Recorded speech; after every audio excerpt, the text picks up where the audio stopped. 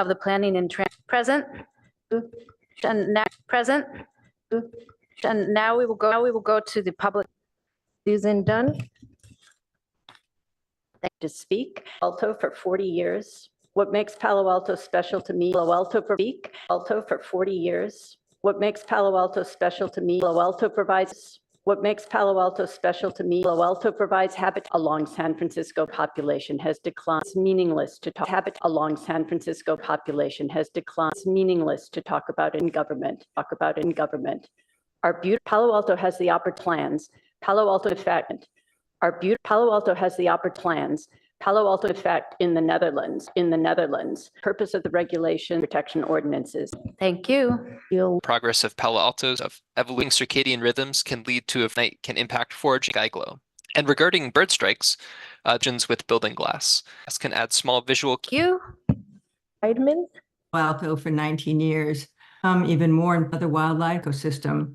We don't know fully established local riparian zones as native plants. Speak only about birds require even more space. Many studies the U.S. Forest Service, need to be wider in landscapes that provide trees should be wider. We are already 1 in 4 of its birds. They provide essential habitat total land area, yet those areas are used by more species quality riparian habitat for successful reproduction. North America, but head south for the winter and most in need of habitat during migration. Understand potential.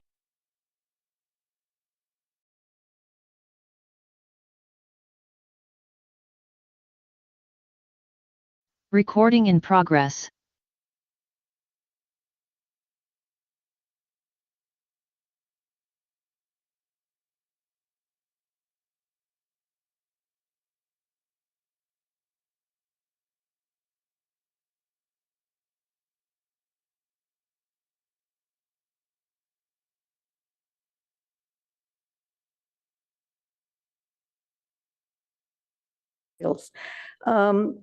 There are studies that are showing now that 50% of all migratory species, this was a study published last month by the UN, 50% of all migratory species are suffering declines, significant declines in populations, and about a quarter are at the risk of extinction.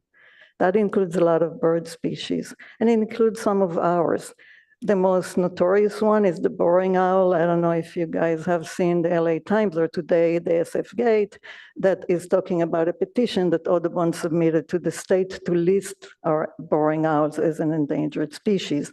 We still have some occasionally migratory birds in Palo Alto, but we no longer have the species nesting here, and that's quite sad because we used to. So,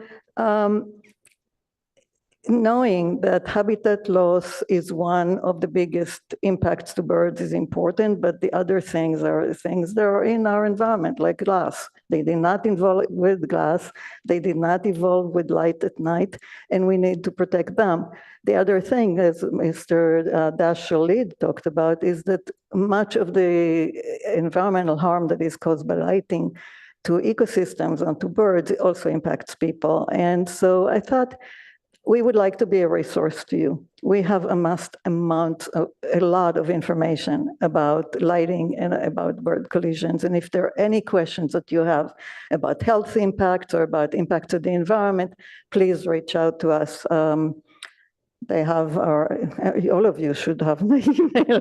Anyway, thank you so much for your time. Thank you very much. I think that concludes our public speakers.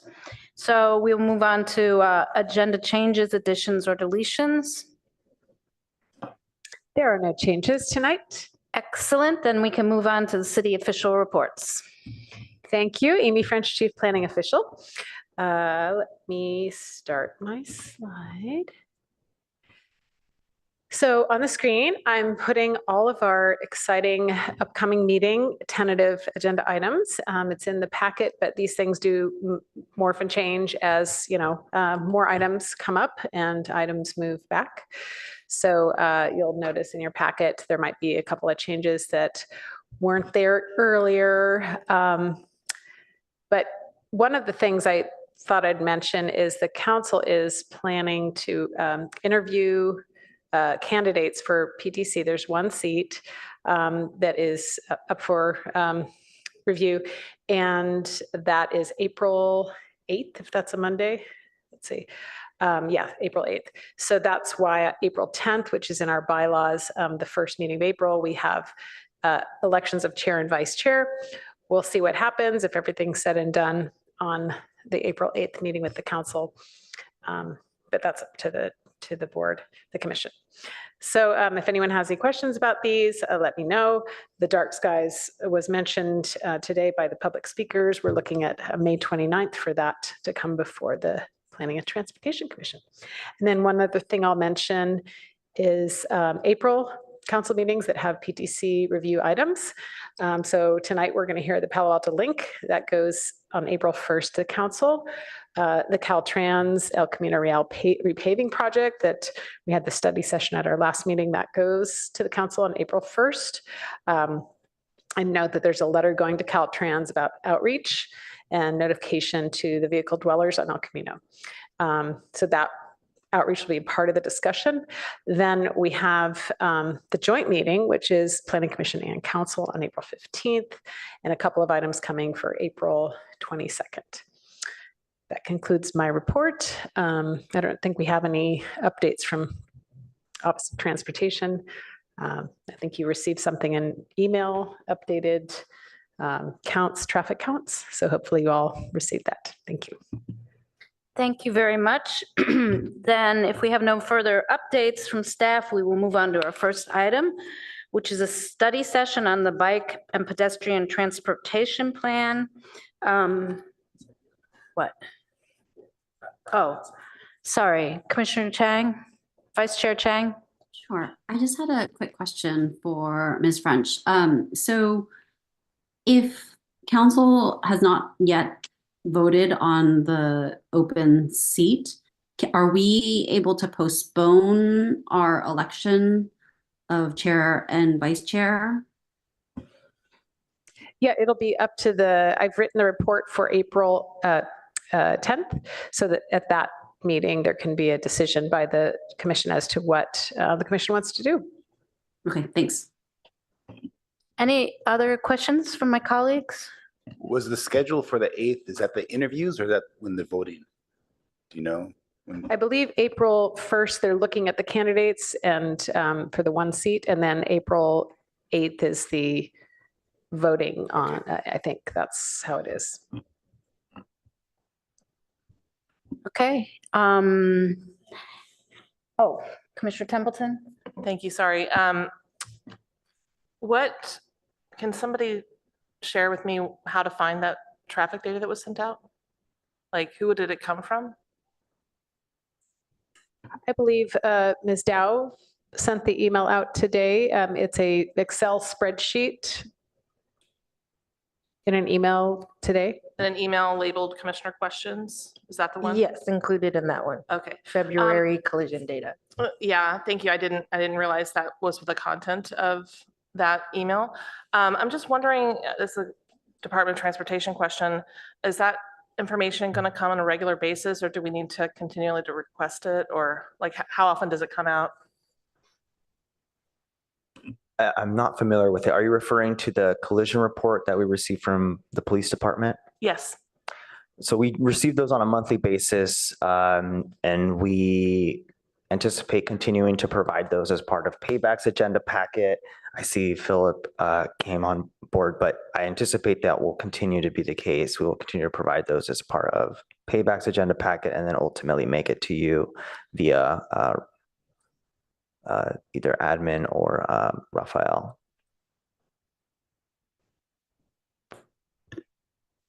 Actually, Ozzy handled that beautifully, but just to note, those reports come from PD, not from the Office of Transportation. How are we to receive it? Do we have a liaison with the PD, or does it come through you guys? We receive it from Lieutenant Ben Bacchetti at the police department. Great. So I'm going to then continue to look to the Department of Transportation to provide that to us, if that's okay, since you're the ones receiving it from the police department and we don't have a police liaison. And I love the idea of receiving it on a regular basis. I feel like there was a period there where we didn't. Maybe we did, and I didn't recognize how it was being communicated, but that would also be my feedback to our team is if you can label that really clearly so we know where it is and how to find it. That'd be great. Thank you. Okay, any other questions from the commission? Okay, seeing none, we'll move on to the study session on the bicycle and pedestrian transportation plan. And I'm sure the staff has a presentation to share. We do, and while that's loading up, I'll do a quick flyover. Nice to see everyone again. We were here at the end of last year introducing the effort. This is the Bicycle and Pedestrian Transportation Plan Update, locally referred to as the BPTP Update. Last update was in 2012. If you all remember from our last meeting, we did a quick introduction and flyover, including the project schedule, just to give you all a sense of how we're approaching the effort. Tonight, I am joined by Dewal Kataria from Kittleson and Associates, the consultants on this effort, as well as Sylvia Starlack, the Transportation Planning Manager, and Philip Cami, the Director of the Office of Transportation. My name is Ozzie Arce, if I fail to say that. I'm a Senior Transportation Planner with the Office of Transportation, project managing this effort. Really quick tonight, I know there's a lot of material included in the report as well as the attachments, but similar to a lot of long-range planning efforts, they start with this existing conditions analysis that creates a baseline of information from which we will take off to develop this plan update. So bear with us tonight as we're providing you with a lot of background information, including collisions analysis, barriers analysis, and what we refer to as the level of traffic stress analysis. And then we want to focus a lot of our time tonight also in getting any feedback that you may have, or at least initial feedback on the draft vision statement for the project and what is referred to as objectives, also known as goals, and then those performance measures. And lastly, on my part, because Dewal will be taking lead on the presentation tonight, but lastly for me is don't feel like you have to provide all of your feedback tonight or have all of your questions ready, because we will allow for feedback and comments to be received after the meeting until Friday, April 12th. So don't feel like you have to leave here with everything on the table. We're happy to take feedback offline as well after the meeting. So with that, we will jump into the presentation. Thank you. It's about a 20-minute presentation, by the way. Thanks. Okay, thank you. Thanks, Ozzie. Hello, everyone. My name is Dewal Kataria, and again. Yeah, you're going to need to speak into the mic for us, please. Sorry. So, hello, everyone. My name is Dewal Kataria, and I'm a transportation planner with Kittleson and Associates, and I'm helping on the BPTP update, as Ozzie mentioned. So, once again, we met with you in November to share an overview of the BPTP update, share our initial engagement plan with you, invite you to participate in outreach activities. Thanks for those who attended the Bike Palo Alto event and joined us at the visioning workshop. We also requested input on the existing bike facilities map. Thank you for taking the time to review and share your comment with us. We have taken all the feedback and updated the map accordingly, and the revised version is attachment A in your packet. Today, we are here to share existing condition analysis. We will also share a summary of engagement activities to date and a preview of what's coming, and invite you all to share it with your friends and neighbors to help us gain more outreach and join us at the future events. Lastly, we'll present a draft vision and objectives and performance measures that were informed by the prior planning work with the city and with the direct input from the community visioning workshop held in January. We'll come to you one more time in the fall of 2024 to share the draft recommendations and seek your input and comments on those. Next slide, please. So here's a little recap of what we have heard so far and what are we doing in the future. We have received the comments on the existing facilities map. We have incorporated those and prepared a final map. We we hosted an interactive map tool on the website, BPTP update website, and we also extended the timeline based on the feedback received from the commissioners and others by a month, and we received a lot of summary, and I'll be presenting that in the later slides.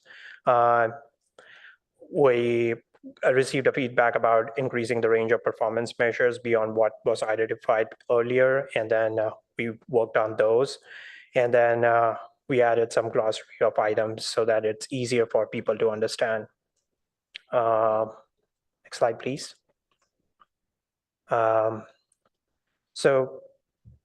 Today we will cover a lot of ground, and we have provided quite a bit of materials for review to help you manage your time and maximize value input. We would like to focus on the draft vision, objective, and performance measures today. These statements and measures of effectiveness are critical in guiding the work and recommendation, and your input is essential here.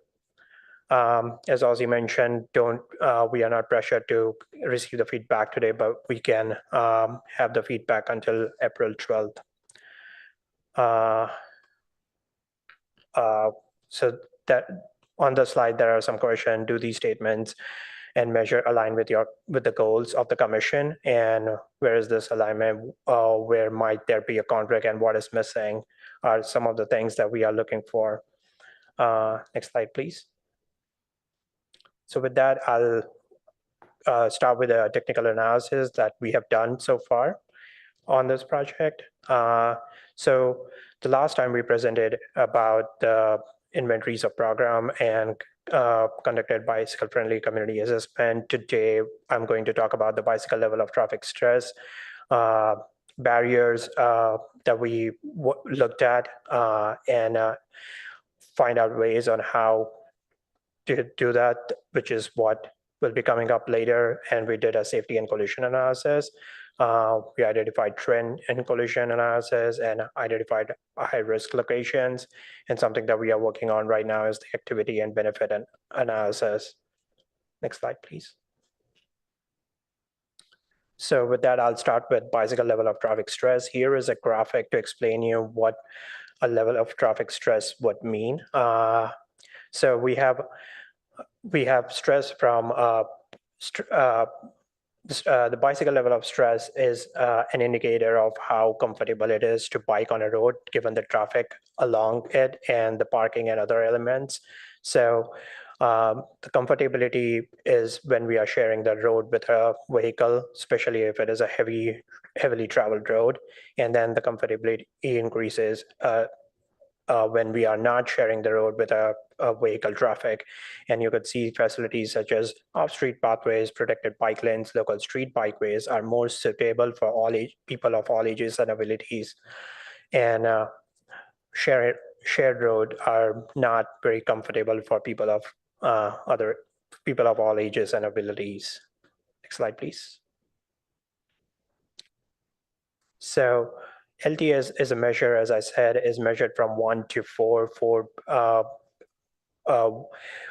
1 being the least stress and 4 being the highest stress road. So San Antonio is the highest stress road. This is just to give you an example of what level of stress 4 roadway would look like, where you are sharing the road with a very heavily traveled traffic on a high-speed roadway. And in between, we have a road which is like a bike lane, which a smaller bike lane like Los Robles Avenue, and then Loma Verde Avenue at Middlefield Road. Next slide, please. So with that, we did the analysis, and we came up with the highest stress roadway segments located, and some of them are, unsurprisingly, El Camino Real, Alma Street, Oregon Expressway, San Antonio Road, Foothill Expressway. The graphic on the right shows the red being the most stressful roadways and green being the least stressful roadways. All the local roadways, typically with less amount of traffic and less speeds, are more comfortable for people to bike on. And the city has about 68% of LTS 1 and 2, but what makes it difficult is traveling across the segments. The high stress segments and intersections create a barrier. So person who requires to cross El Camino Real would be now I'd be traveling along one level of stress facility. Next slide, please. The other thing for the analysis we looked at is the major barriers analysis along location. Some of the major barriers on the right side of the graphic on the right shows the major barriers such as freeways, rail lines, and the creeks where you don't have either a roadway facility or a bikeway facility, which is comfortable for people to travel on. On the left, we have a transit station location. These are the locations where you want to provide first and last mile connection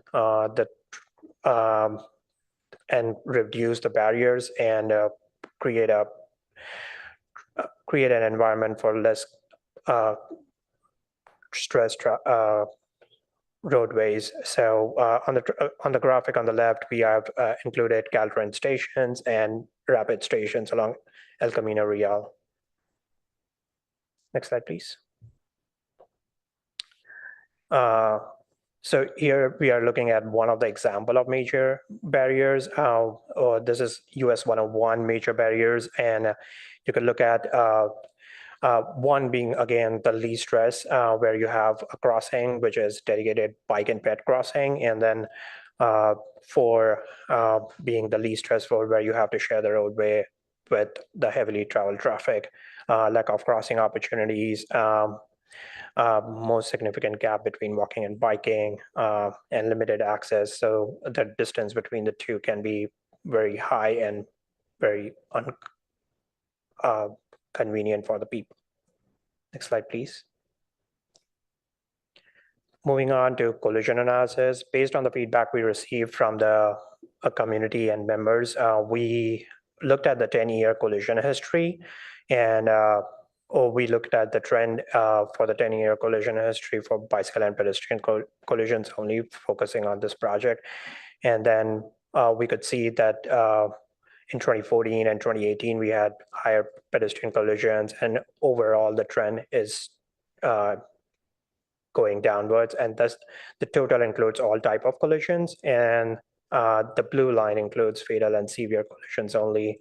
So overall, the fatal and severe has not decreased or in a way, but the overall collisions have gone down over the last 10 years. Next slide, please.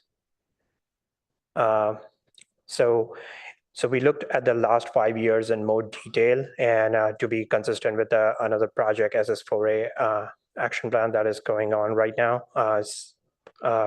So we looked at the bicycle and pedestrian collision for the last 5 years, mapped those out, and you could see that the more collisions are located at near major commercial centers downtown and along the major corridors, El Camino Real, Meadow Drive, Embarcadero, and Oregon Expressway.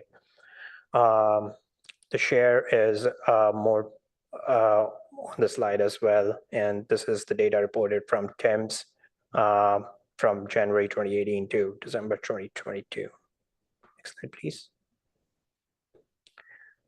So we are diving deeper into the trend of the collision analysis for pedestrians, and the trend again has gone down as we looked at the last 10 years. And over here, we wanted to show you the type of collisions, fatal, severe, injury collisions, and overall, while injury collisions have gone down, severe and fatal has relatively remained the same. You could see on the right the graphic that includes fatal and injury collisions. Next slide, please. Similar exercise for the bicycle collisions, and we have seen the trend going down and the share of moderate injury to injury collisions for bicycle. Next slide. With that, that concludes pretty much a brief overview of the analysis that we have done as a part of this project. We have done some more analysis on looking at the patterns, and I will move on to community engagement now. This summarizes the phase 1 community engagement that we had for visioning. Next slide. So the phase one community engagement include an interactive map where we received over 1,000 comments, around 1,000 comments, and we hosted a community and working group meetings, PDC, PRC, met with the council, and then we also had we were present at the Bike Palo Alto event. We also had a virtual visioning workshop, and which was well attended, and we received a lot of good feedback from those workshops, which helped us in developing a visioning statement. Next slide, please. These are the community and working groups meeting that we held in the phase one, and we are currently doing a pretty similar exercise for the phase two engagement as well. So we are meeting with Planning and Transportation Commission today, and then we had a Parks and Recreation yesterday, and today we also had an internet staff working group meeting. We are having a city school transportation safety committee tomorrow, and the city council in the spring. With that, I would like to highlight some of the events, outreach events that are coming up for phase two. So we are going to host this over the 3 days from April 16th to April 18th. We have a bicycle network development workshop, which is where people would be doing the star analysis to help us identify a network for bicyclists, and we have a walk tour scheduled with Avenidas on April 17th, and we have a bike tour scheduled with Silicon Valley Bike Coalition on April 18th as well. So, and we will be advertising the event on the April 18th, advertising all these outreach activities on the Earth Day about the project. Next slide, please. So for today, we, as I said in the beginning, our focus is to get your input on the visioning, objectives, and performance measures. So with the help of all the community engagement that was held during the phase one, we drafted a statement drafted a vision statement, came up with the objectives, and we would like to share those with next slide, please. So I'll go over the draft vision statement, and I'll read it out loud. In Palo Alto, we envision a city where sustainable transportation thrives, embodying safety, efficiency, and enjoyment. Our streets will form a connected, cohesive network supporting walking and cycling with tree-lined paths, efficient shortcuts, and secure bike parking. We commit to overcoming barriers, ensuring every part of our community is easily traversed on foot or by bike, fostering a connected region where sustainable transportation is a shared priority. Palo Alto aspires to be a leader with comprehensive programming, encouraging everyone to embrace sustainable modes. We invest more in walking and biking infrastructure, ensuring equity and accessible for all. Embracing the safe system approach, our city prioritizes safety and aims for a future where walking and biking for short trips is more convenient than driving, shaping a city where every journey, no matter how small, contributes to a more sustainable and connected community. Next slide, please. Again, we've formulated some draft objectives with those community engagement efforts and input from the staff. So we have safe and inclusive networks, so prioritizing safety for all road user, ensuring equitable access to pedestrian and bicycle infrastructure across the community. Connected and accessible, featuring a convenient and interconnected network of sidewalks, bike lane trails that provide efficient travel option and ease access to transit. Comfortable and enjoyable, enhancing the comfort and enjoyment of walking, cycling through amenities such as shade, greenery, and well-designed streetscapes. Community-driven, fostering community engagement, participation, and promoting active transportation, supported by education, programming, and infrastructure investments. Integrated and collaborating with neighboring cities to create a seamless and integrated regional network of pedestrian and bicycle infrastructure.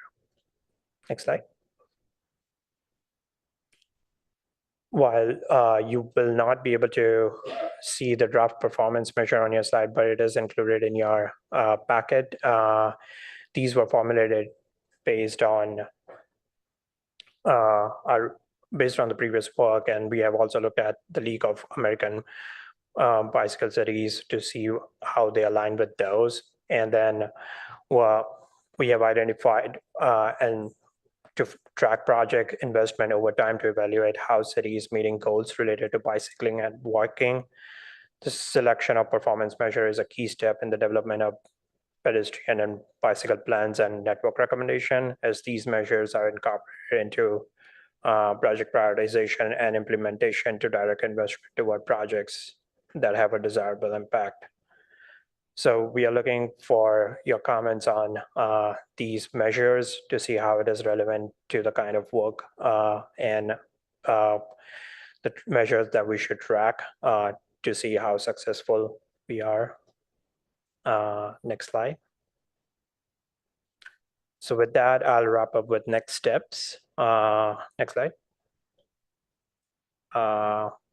So as Ozzy mentioned in the beginning, we need you to review and provide comments on the materials that were provided today by April 12, 2024. More focus on the vision, objectives, and performance measures, and analysis maps and findings. We also need your support to promote and participate in phase 2 engagement activities, especially the ones that are coming up in April. And then PPTP update. So we'll be incorporating your comments into the draft analysis and taking your feedback on the upcoming engagement activities. And you could send the comments to transportation. Next slide. I think that wraps up for the presentation. Thank you for that. Do any of my colleagues have clarifying questions before we go to the public? Go ahead. Thank you, Chair. First, thank all of you who've been working on this. This is a wealth of useful information, and I will be reviewing it over and over again for years, I'm sure. In a future session, I hope we hear a little bit more about the use of replica. That's very interesting, and I hope that experience is positive. Now to the difficult question. So looking at the number of collisions, which appears on our packet pages 17 and 18, so I ran a statistical test to see how significant the change in the collisions is, and the answer is it's really weak. And if you throw out the pandemic years, it's not there at all. So I'm a little worried about that. But even if you accept that there's overall a trend towards reduction, there is not a trend towards reduction in the fatal and severe injury accidents. Those are flat. So the question is, do you feel that this is a correct analysis? And if so, are you specifically searching for the causes of the flat trend in severe and fatal injuries, accidents?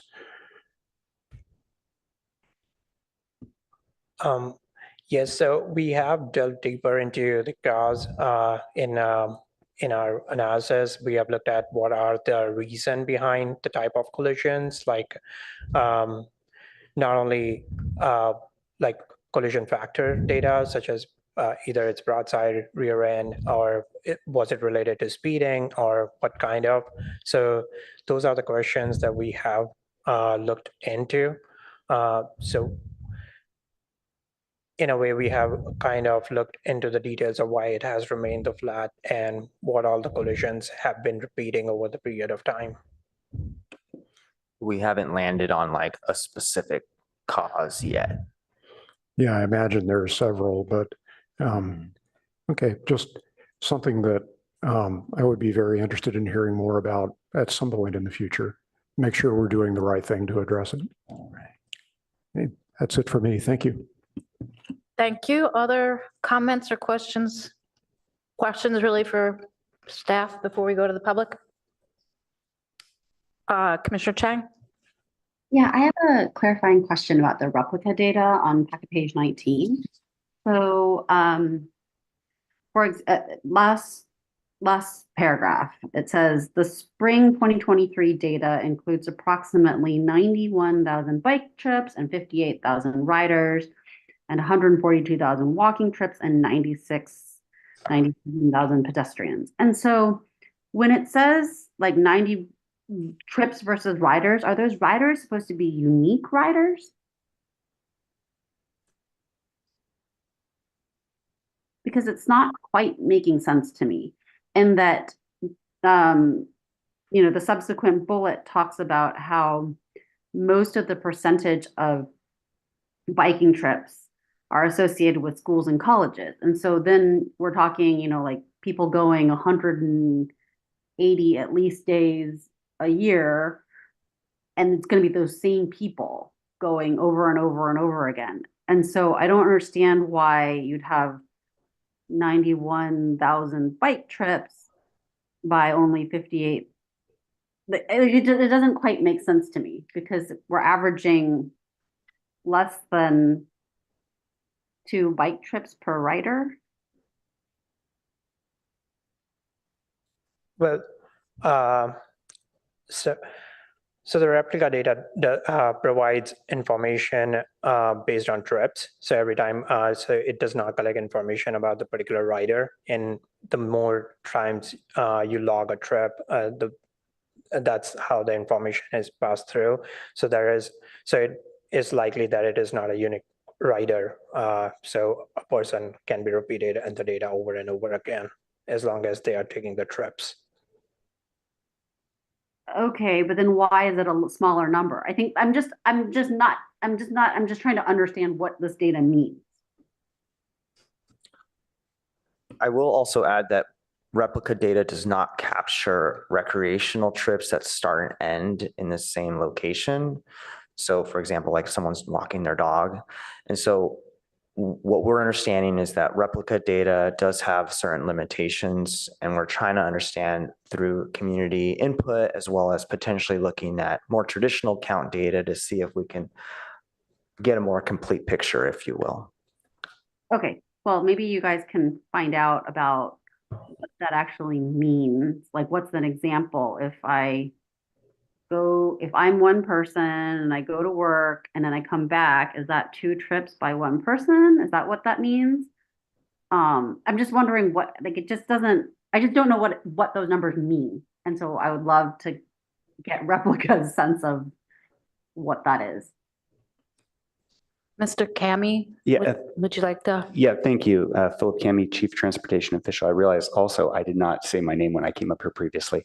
I actually want to say that that's our understanding of the data, is that an individual rider making more than one trip. So it could be that they're riding one way, maybe only home from work, or they're riding 2 ways. It doesn't necessarily always work out that a person is making 2 trips in one day. That's why it's not just double the number. But yeah, that's the reason why we understand there's more than one trip per rider. Okay, that makes more sense then. And then if if there's 20 work days in a month and each day I'm a different rider, it sounds like, perhaps.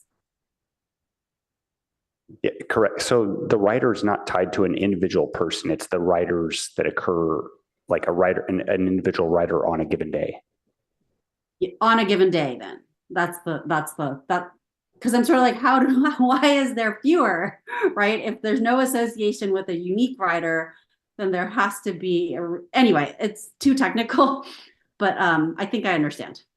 Thank you. Other questions? Nope. Okay. I think we should move to public speakers. Ms. Dow? Yes, I have one in person and two on Zoom. First is Mark Shull.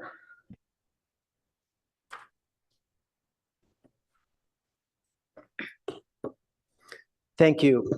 My name is Mark Shull. My bike is a primary mode of transportation for me. My first concern is safety and protected bike routes. 10 years ago, I was knocked off my bike by a car that didn't stop at Bryant and Churchill. Several months ago, I went down hard on the tracks at Churchill avoiding a car. My helmet hit the pavement hard in both cases. Earlier this year, a friend from Brisbane was killed in exact same circumstances. Looking at the planned safety numbers, I do wonder how the total number of collisions is falling, yet the number of severe injuries and fatalities is steady. It could be underreporting, and I think the city's 311 apps should have a bike reporting section. Second, population and housing density are increasing on the peninsula. We need better and safe multimode transportation because we simply cannot keep adding more cars and wider roads. San Jose's goal is for 20% of all trips in the city to be by bike, and I think Palo Alto needs a similar target. And then to create infrastructure to achieve this. Third, we need safe and efficient intercity bike commuting corridors.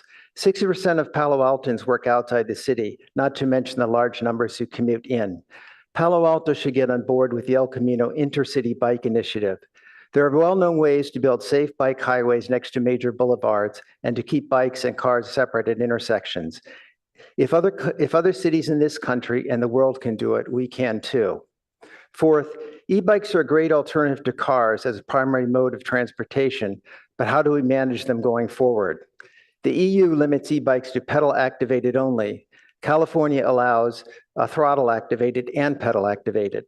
And predictably, many of the throttle-activated e-bikes now come with apps to switch between 20, 28, and 40 miles an hour. Some are really unlicensed electric motor scooters. I think we need to work with state representatives to separate e-bikes from electric scooters if e-bikes are to be part of a shift away from cars. Also, batteries are increasing the use of child carrier cargo bikes, which may need wider bike lanes, particularly to and from schools and stores. And lastly, what is the railroad crossing plan in North Palo Alto? The rail committee has decided to make Churchill cars only, even while recognizing this crossing is used by, quote, hundreds and hundreds of bikes. The plan shows a bike tunnel option at Seal, but no commitment to one. The three existing road underpasses don't have bike lanes. The Emerson bike underpass relies on an expired and iffy Caltran right-of-way. The North California Avenue Tunnel is an old, narrow pedestrian underpass that is already overwhelmed, and the rail plan looks to install a light to concentrate car traffic on and off of Alma at North California, right next to the exit of the tunnel. The tunnel in North California is heavily used by Green Elementary schools. I think this needs attention. I'm hoping these issues can be addressed in Palo Alto's bike and pedestrian plan. Thank you. Thank you. Next is Scott Mace.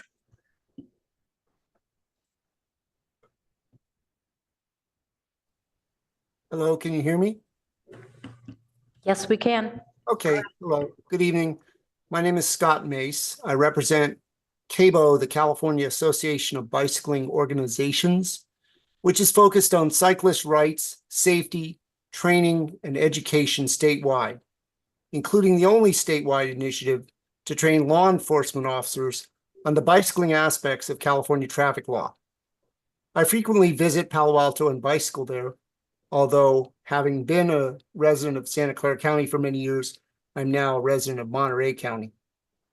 Given the number of streets in Palo Alto that will continue to have essentially no bicycling infrastructure and therefore shared streets, not to mention shared intersections, I'm curious as to whether, other than performance measures, are there any new cyclist or motorist education elements in the new plan, not just for safe routes to school, but education for adults as well? Or is this to be left only to private initiatives? Other bike plans do incorporate education. One example is VTA. This could also be an element in reducing severe injuries or deaths as well. Thank you very much. Thank you. Next is Art Lieberman. Thank you very much. My name is Arthur Lieberman. I am a member of Payback, but I'm speaking tonight only for myself. Payback heard a presentation on this subject at our March meeting. Afterward, I submitted some comments to transportation, but I did not receive any feedback. Let me mention several suggestions that were not incorporated in the staff report that was online. Perhaps you might have similar comments and can ask the consultant about them. The first one is a comment about the cross-barrier maps. The cross-barrier visualization graphics that were in the staff report that were online do not effectively relay information. There's an expression, a picture is worth 1,000 words. In this case, 1,000 words is needed to explain a picture. Second, I made a comment about the draft vision, and I believe that the draft vision should include low-stress routes, which is what the presentation began with today by the Kittle and Associates. I think the first line of the vision statement should state, in Palo Alto, we envision a city where sustainable transportation thrives, supporting a network of low-stress routes where an increasing number of people of all ages will choose to bicycle and walk and be able to do so safely. I think it's important to include low-stress routes and more people cycling in the vision. Third comment is about the draft objectives. I think there's something missing there. It should include something about more people riding bicycles. So one objective should be, quote, increase the number of cyclists. I mean, if we're going to be doing an update, that really should be clearly an objective of our efforts. And there's nothing in the draft vision nor in the draft objectives about the growing adoption of e-bikes and personal mobility devices. As the previous speaker mentioned, what do we expect to happen with pedestrian and bicycle trends, with e-bikes and personal mobility devices on our streets? And just to comment about the comments about Commissioner Chang mentioned, we also at Payback had many questions, and I submitted a number about the replica data. It seems very opaque. Thank you. Thank you. And one more on Zoom from Ken Joy. Hi, like Art, I am a member of Payback, but I'm speaking as myself. I would echo what he just said about the replica data. I urge you to ask staff and consultants about the meaning of a synthetic population. I would also ask you to ask staff and the consultants as to what real concrete data has been provided to Replica to match their modeling. They take data from things like, I forget the term they use, in-dash mechanisms, which presumably could be things like Google Maps. It doesn't appear to us at the meeting that we were presented this, that they track how many Palo Alto Unified School District children are riding across town to get to schools. So please ask how modeling bicycle and pedestrian trips works with Replica. Thank you very much. Thank you for that. Is that our final speaker? Yes, that's all our public comments. Okay, thank you so much. Okay, we'll bring it back to the commission. And who would like to start off comments? Commissioner Aiken? Hi, I'm happy to start. I've got about 3 questions on each of the sections we're reviewing. If that's too much, I'm perfectly willing to break it up into multiple rounds. So everybody, let me know. On our packet page 39, the vision statement,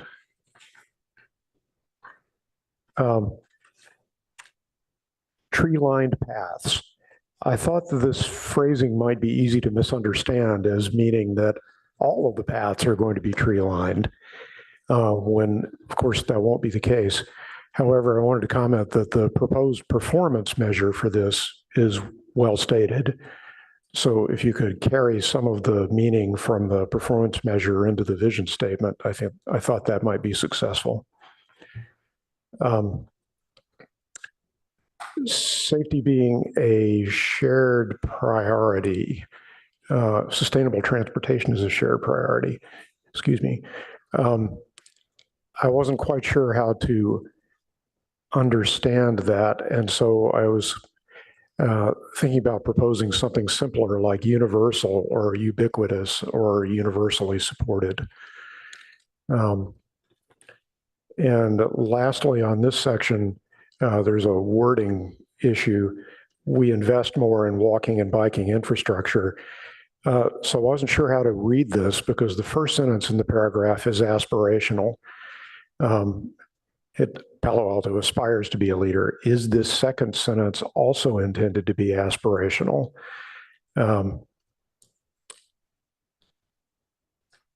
So maybe the correct wording would be we will invest more rather than stating just as an outright fact, we invest more. Just wanted to make sure the intent was expressed clearly there.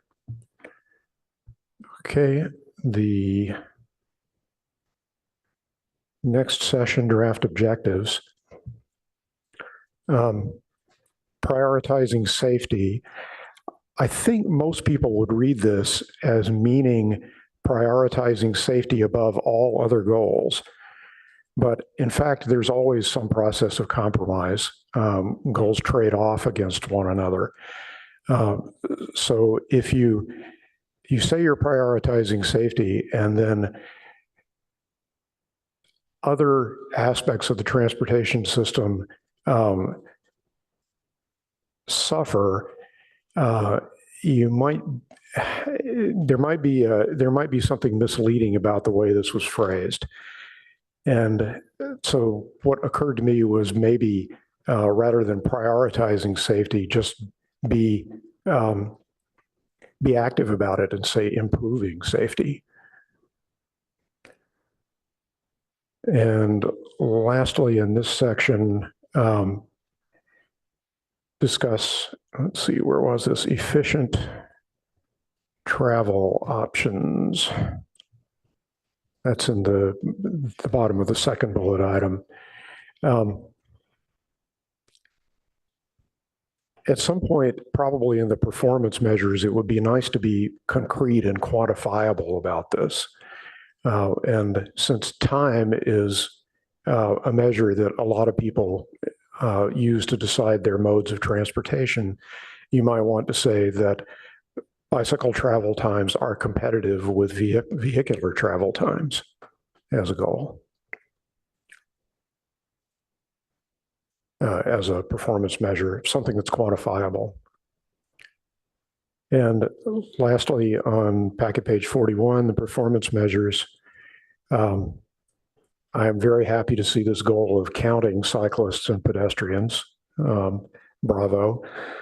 Under expand the walk bike network, how is the number of street closure events a good measure for expanding the walk bike network? I interpreted this as meaning temporary closures, but perhaps that's wrong, or perhaps you have some other causal link there that I missed. It just wasn't clear to me how, say, having a street fair on University improves the bike ped network. Similarly, something else I had a problem being sure I understood was the share of transportation budget for walking and biking. A road change made for other reasons might improve the walking, biking network. How do you count that? So something to perhaps phrase a little differently. And let's see, finally,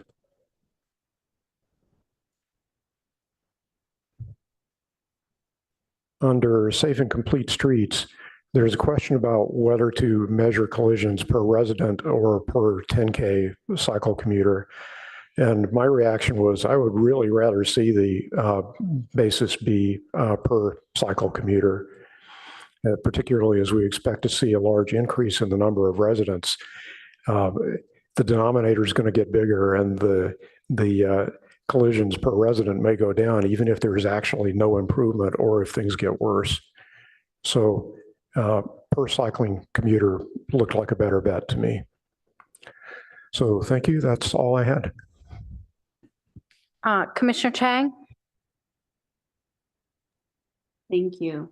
I agree with everything that Commissioner Aiken said, but also wanted to highlight with respect to the mission, or sorry, the vision, that I got really stuck on the second sentence of the second paragraph where it says we invest more in walking and biking infrastructure. So that's another person who got confused there, because my question was more than what or whom. I don't know what we're saying, and I don't even want to hazard a guess. So hopefully that can be clarified. I also wanted to say that I really agree with two of our public commenters who had some great ideas about adding 311 reporting for bike and ped accidents, because I guess this is a question I should have asked, which is there a sense from staff about which types of injuries are underreported? So there were some bar charts shown about injuries where there were severe, moderate, minor injuries. And my suspicion, at least anecdotally from hearing high school students talk, is that some moderate and minor injuries are probably unreported, but I don't they go unreported. Of course, I don't know what the exact definition is of a moderate versus a minor injury. I don't know, could staff answer that question if there's a kind of a consensus from everybody who's working on these issues about the categories that are underreported? I'm unclear if those come from PD or if those are pre-established, but you are correct to state that a lot of collisions do go unreported. So what we're showing you are reported collision data. Okay, so then I love this idea of making it easier to report, because that will tell us more, and we need to know, it's just a continuous improvement thing. Also, with all the changes that are coming with more housing, I think maybe some patterns may change. I also like the public comment about including low stress routes in the vision. I thought that his comments were actually were quite good there, and as well as including the measurable objective of having more people cycling, or maybe more more pedestrian and bicyclist miles. But I think that there should be something about more being the goal, because if we're making everything more attractive or improving the situation, it should make it more desirable for individuals to do it. And to Commissioner Aiken's point, it should be more on a per capita basis, not just an absolute level. And then finally, I have a question. If you look at page 17 and 18, and this is a little bit related to something that Commissioner Aiken said. So there's these charts, the two charts on packet pages 17 and 18 that draw the conclusion that there's been a decreasing number of pedestrian and bicycle collisions. My question would be, do we know what was happening to both overall ridership for bicycles or the number of walkers at the same time, as well as what was going on with traffic at the same time? Because I don't think that we can say that there's been a decrease unless everything else was constant, or at least, yeah. So I just think that there's information that's missing, and without seeing that missing information, I can't draw any conclusions from those two charts. Just let me make little tabs. Oh, and then my final question, or maybe it's kind of like a piece of analysis that you might already know the answer to, but maybe it's one that should be easy enough to do, is on packet page 36 and sort of the surrounding pages too, packet pages 37, where we look at the pedestrian and bicycle collisions and collisions by severity. Have we overlapped those maps with the safe routes to school map to see, you know, if there's any supposedly safe routes to school that are not so safe? So that's a question for staff. I don't believe we've gone through that exercise to overlay, but that's definitely good feedback as we take these maps into consideration as we develop that network in the future. Because I would suggest that if we do that analysis and we do see sort of hotspots where there are, you know, high number of incidents on the safe routes to school routes, that perhaps that's an area that should be prioritized, because there are bike paths all over Palo Alto. We don't see a tremendous number of collisions, I don't think so, at least on some of our bike boulevards, which are publicized as a good place to bike. But similarly, safe routes to school routes are publicized as a supposedly good place to bike or walk. And if we do see kind of a clustering of collisions anywhere along those, then we got to fix those first, because it's kind of false advertising on our part. That's it for my comments. Thank you. Appreciate those comments. I'll just close and say, I think without jumping to the next phase, part of what we want to do in the next time that we visit is develop that criteria that will include items like that. Like, you know, does it show up on a high injury network, or is it a part of a safe routes to school walk map as we try to develop those priority projects? So appreciate that comment, and definitely hold that for the next phase when we try to develop that criteria. Thank you. Commissioner Liu? Thank you. Firstly, I just want to mention that I strongly agree with Commissioner Aiken and Commissioner Ching's comments. And I also appreciate all the work so far from staff and our consultant to get us to this point. One clarification question just to start. Can you actually summarize the full scope of phase 2? And can you also confirm that phase 2 will complete, I guess, when council accepts it, in that TBD spring 2024 date? Right. So phase 2 is our existing conditions analysis phase, where we want to understand existing conditions, hence the LTS analysis, the barriers analysis, and the collision analysis. During this phase, we're also looking at developing our draft vision statement, the performance measures, and those goals. And to answer your question, we do hope to take this information that we're hearing from the commissions as well as the community, present that to City Council, get their feedback on the draft vision statement, similar to you all tonight, package that information, and conclude the phase and move on to the next phase that I just mentioned that speaks to the prioritization criteria. Yes, thank you. I appreciate that. It's just useful for me to have that very explicitly to kind of frame my questions and comments on scope for this discussion. I, in particular, did have a question about bike counts. It's referenced as a measurement goal. Can you discuss a bit on how you plan to actually, or how we plan to actually collect data going forward? So part of what this plan will do is tell us exactly that, is what would a count program in Palo Alto look like? And so I guess it's to be determined what that looks like in the future, but a part of the goal of this plan is to develop that as one of the outcomes, if you will, of the BPTP update. Okay, so at this phase, we pick the metrics that we want, and then in the next phase, we set the programs on where the metrics would actually come from, whether they would come from Replica or whether we would have automated counters or other things like that. Right, Okay. or even further down the road as we develop programs, that programs in the BPTP update, one of them can speak to, again, a count program that the city has in official and it runs, annual or, 2 times a year, whatever is recommended.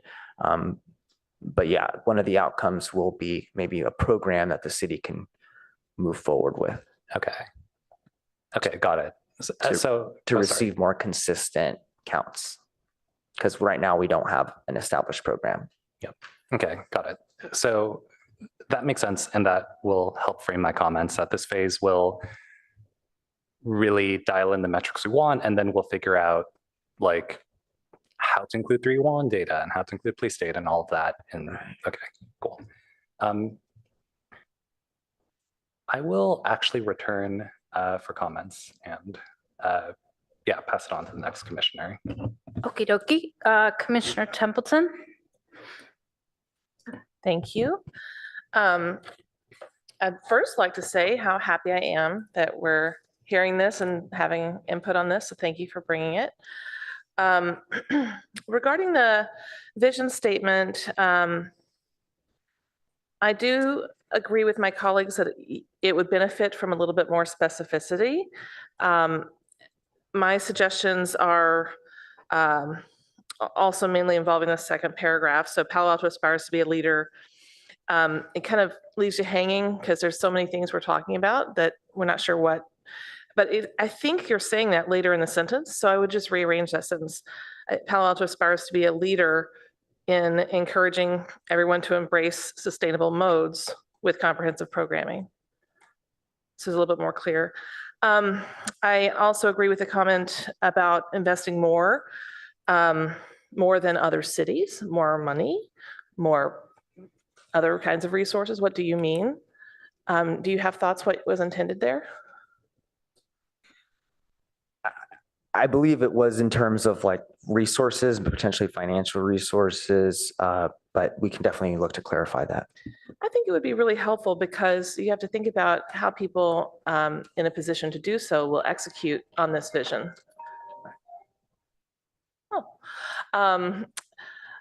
So if you can be very specific, then when they approve it, they're sort of agreeing to it. So I would suggest that as a way of communicating your intentions more clearly. Now, as far as whether we prioritize safety or improve it, we should do both. But prioritizing, I think it is intended to say over other things.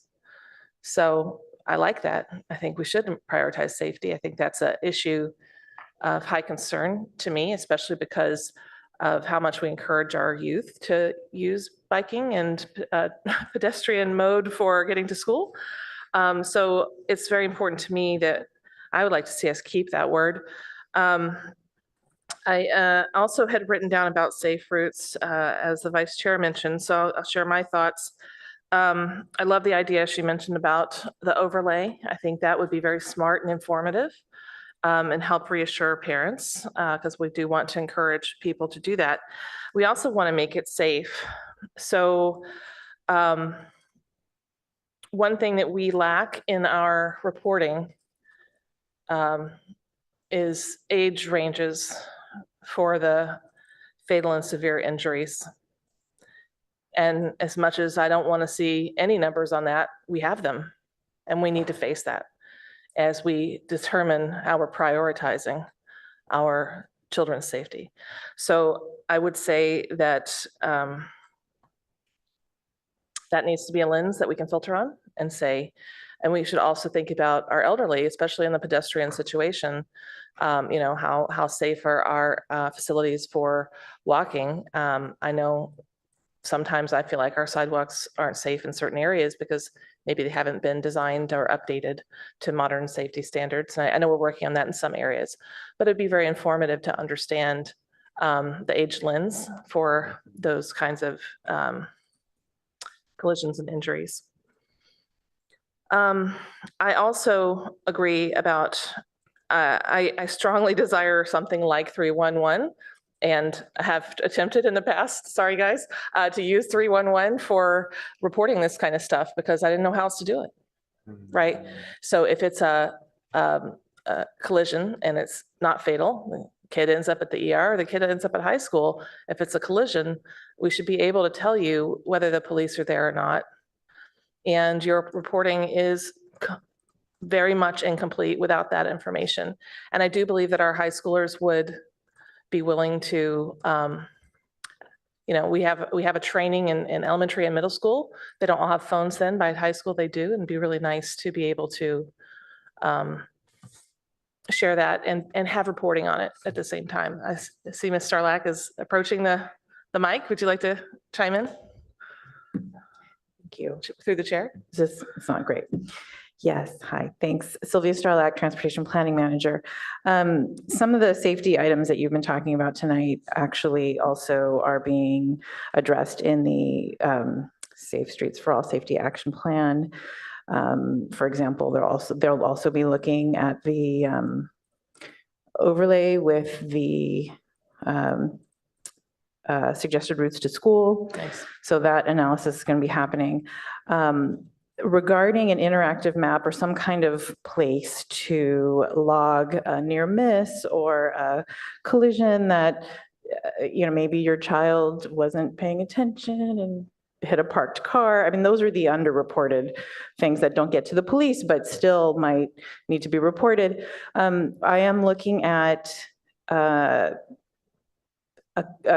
I'm researching, there are some already existing websites that do this work that collect. And so I'll be looking into that as part of our Safe System Action Plan. So it might not be part of this work for the bike plan, but I am looking into that because I do think that there is going to be some value for people to, go to a map and say, this is what happened to me here.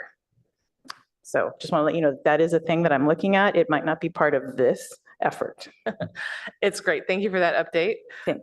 Yes, it's not always the kid running into the car. Sometimes it's the car running into the kid. Just to think about the variety of things we have to report on, and some of them are even just the alignment of our streets to the sun can lead to more collisions, and we don't have any reporting on some of those problems. So anyway, I'll move on from that. And then last thing I just wanted to say, as a city, if we're coming up with a bike and pedestrian transportation plan, then I'm wondering, what are we doing as city staff to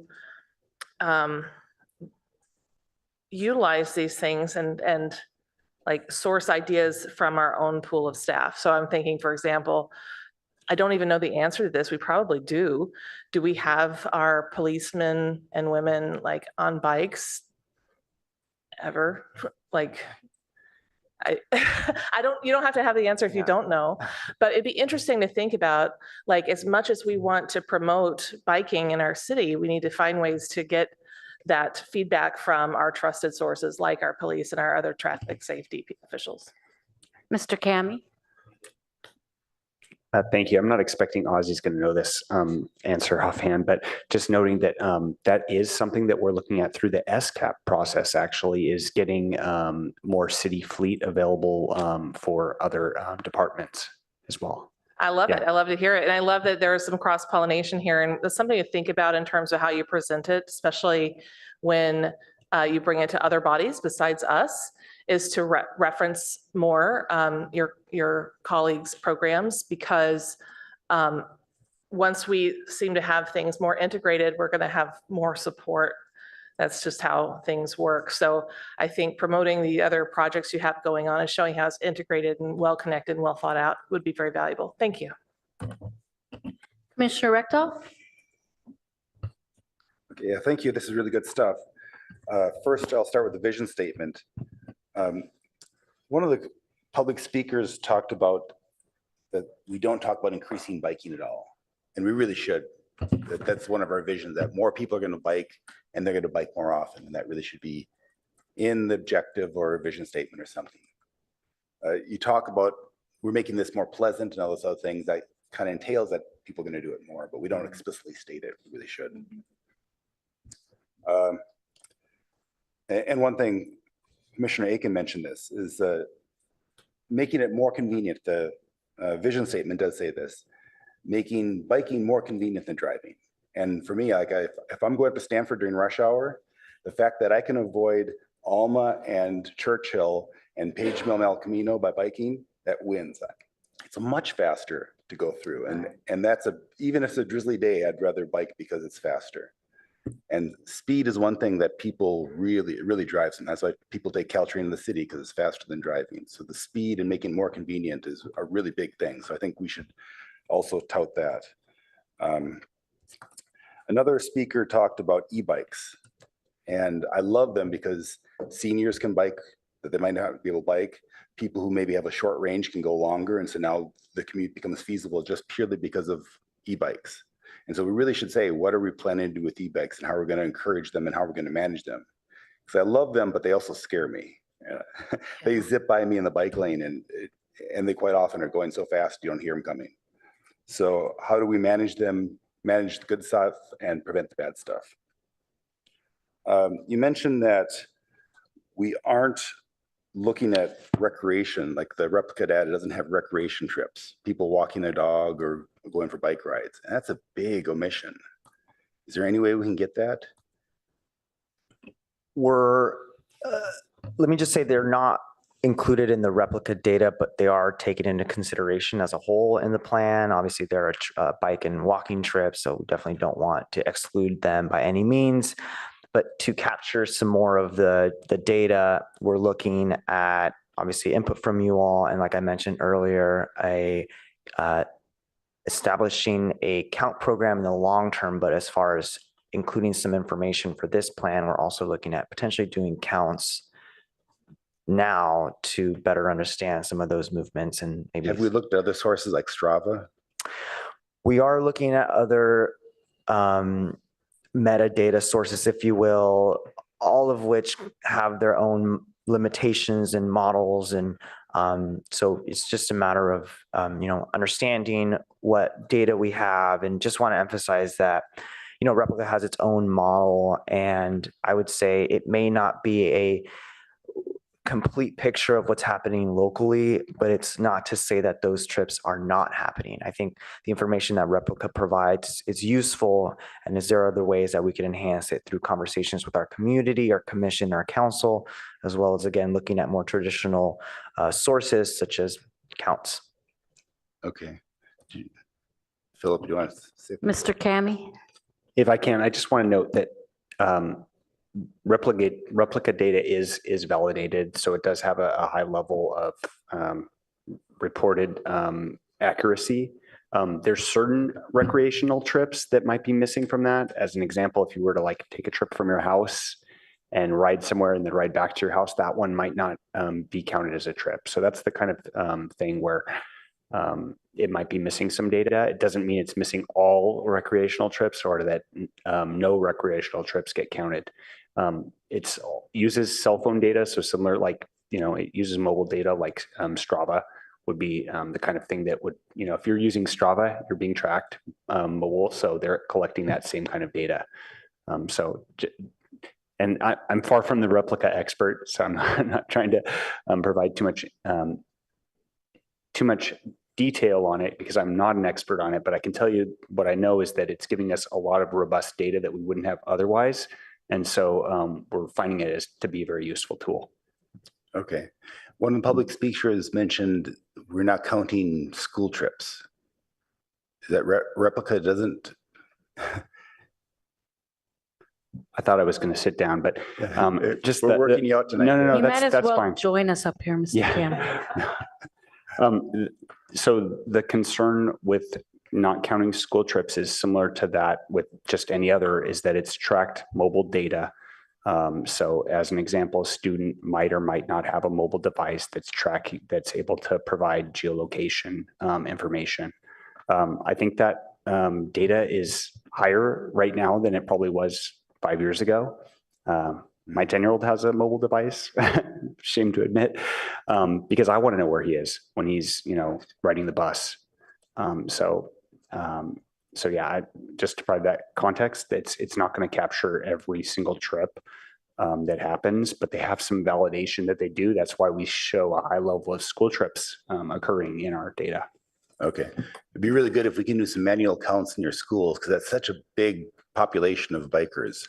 If we could do manual counts and verify that we're getting the same thing from replica, or that. Yeah, and to note, we do manual school counts through our Safe Routes to School program, but I think that's kind of what we're talking about in the future is how can we set up a program to really do counts as part of this in the future. Very good, thank you. Okay, let's see. On page 14, you talk about the bicycle parking inventory. That's awesome. Is that published somewhere or will be published?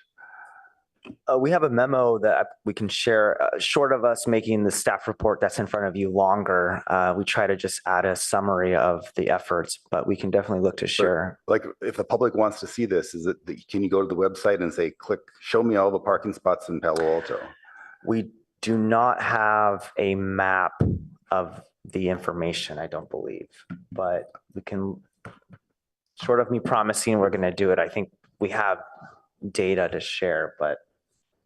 So that is our intention, is to eventually be able to provide locations, but also to use that information to determine where, there's a shortage or not enough and all that. And just to note that we have never had this information in like a holistic manner where we can say, this is where all the bike parking is. So this is really the purpose of this effort, is to get that figured out. Okay, very good. That would be a really good resource to have. Packet page 16 talks about the Adobe Creek and where you can cross and where you can't cross. And you're missing 3 crossings. We have a crossing at East Meadow that's not mentioned. We have one in Mitchell Park, right by the Magical Bridge, and that's crossing Adobe there. And also over by Green Meadow. As you go from south from Charleston into Green Meadow, there's a bike path there, and they all cross Adobe Creek. So they should be included. Another thing is, for safety standpoint, these 3 things that really irritate me is if I'm biking down the bike lane and there's a car parked in front of me, or quite often like an Amazon or UPS driver. And now I have to stop and look and try and get into traffic, and if traffic's heavy, that's quite dangerous. And that they assume it's not being used, right? There's no cars there, so they park their Amazon truck there. Over on Charleston, when they redid, they have parking and then the bike lane. So that's really good because the cars that park there, the Amazon trucks, they don't interfere with the bike lane. And on trash day, they also have room for the trash bins. But on the other side of the train tracks there, the trash bins are right in the middle of the bike lanes. And can we work with who does the public waste? Is it public? Yeah, but what part of the city controls that? Is it Public Works or anyway, the trash pickup people? Public Works, okay. There aren't that many busy streets that have bike lanes where you have the trash. And so can we find some solution there? So on trash days, they can find other ways of other places to put them so they're not interfering with bike lanes. Because that can be quite dangerous because now you have to dodge traffic and dodge garbage trucks. Okay, and finally, the last thing, this is mostly about bikes, but so pedestrians, I don't think are given quite enough attention in this report, particularly kids and seniors crossing streets, and refuge islands, I think, are a really important feature, and we aren't talking about that.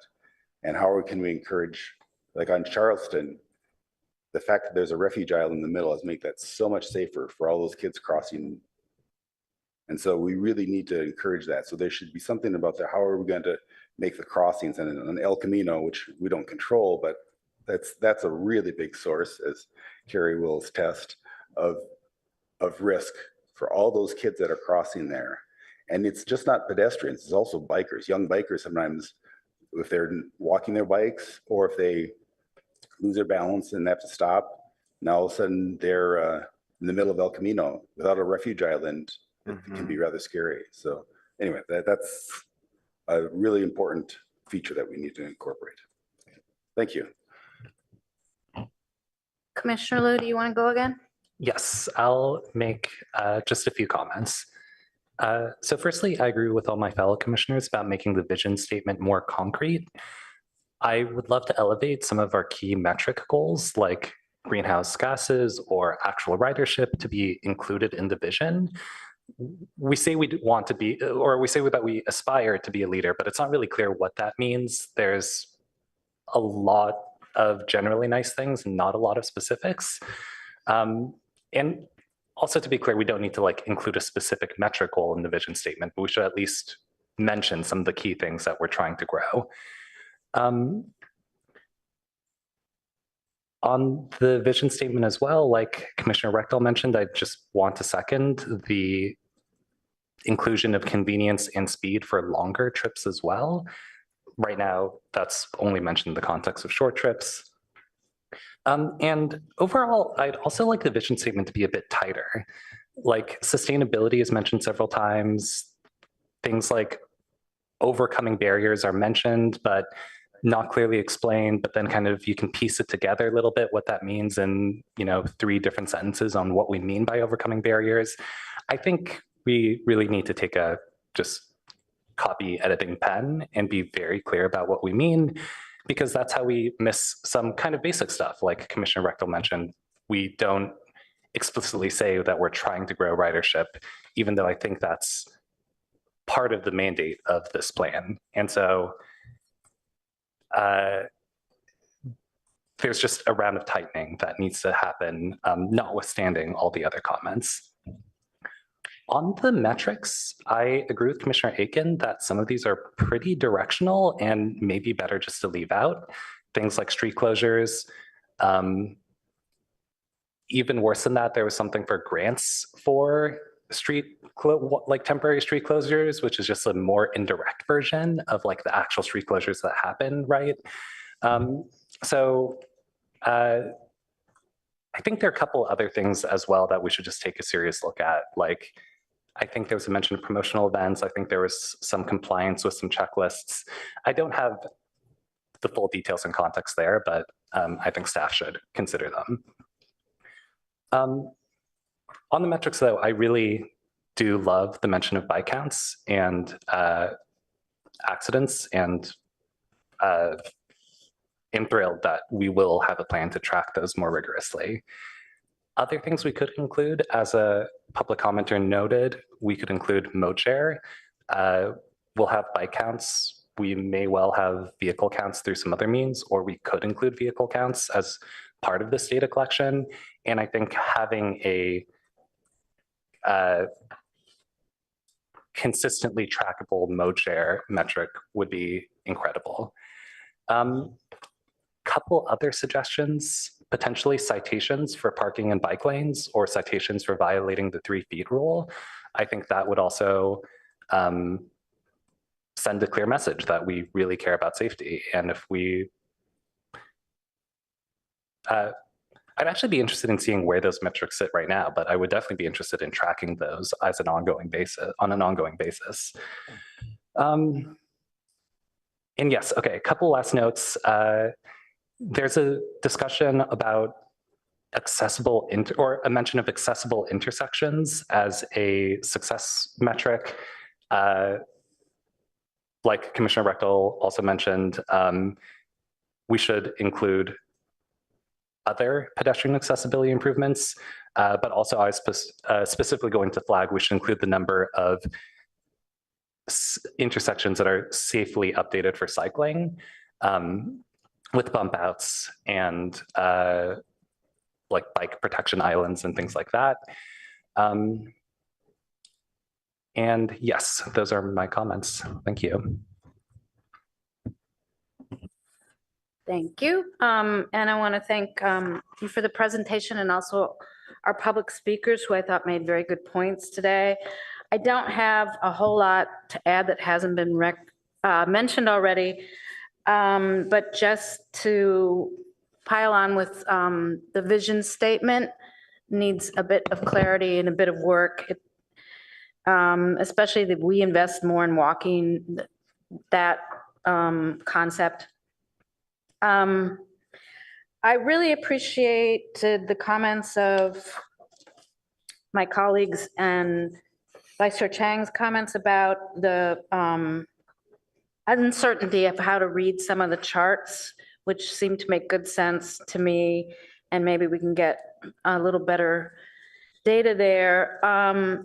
I do like the idea of that came from the public about maybe a 311 or some kind of reporting system, so we get a handle on a broader perspective on bike accidents.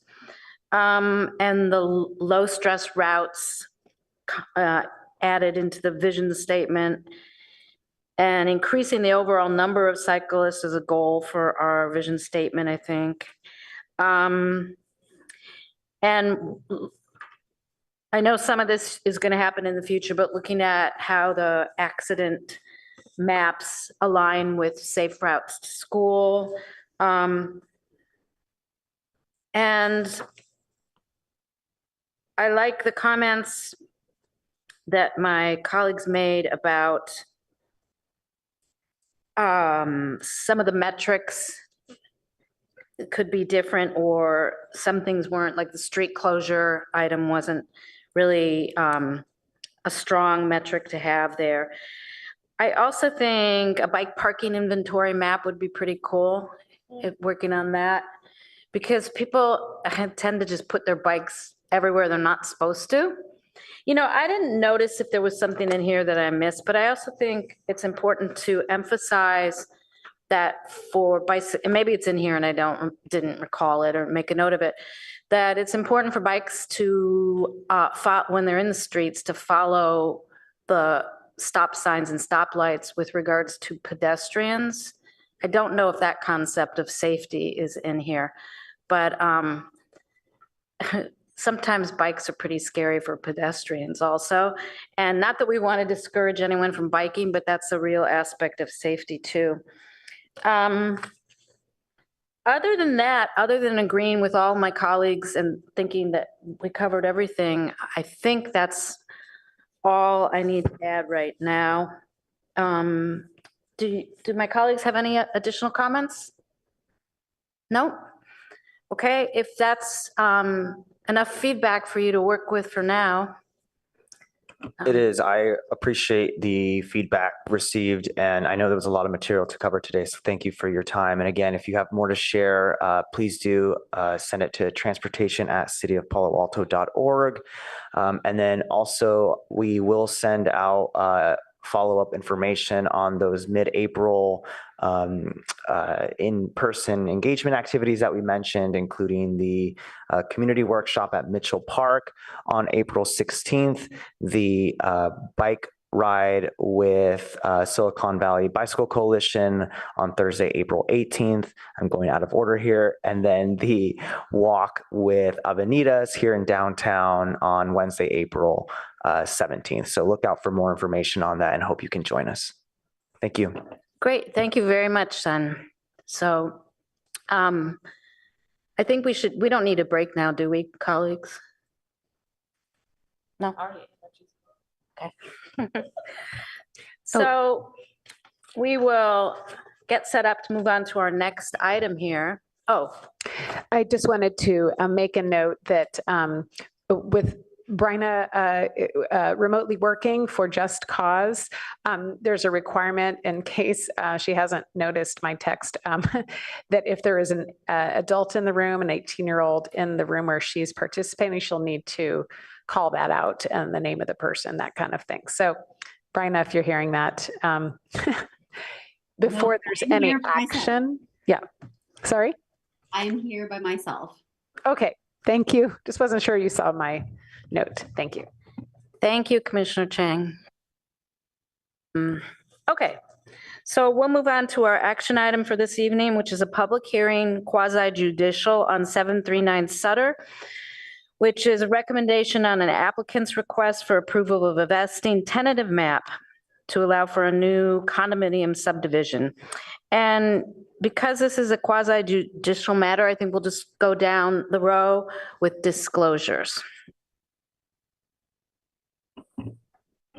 Nothing to disclose for me.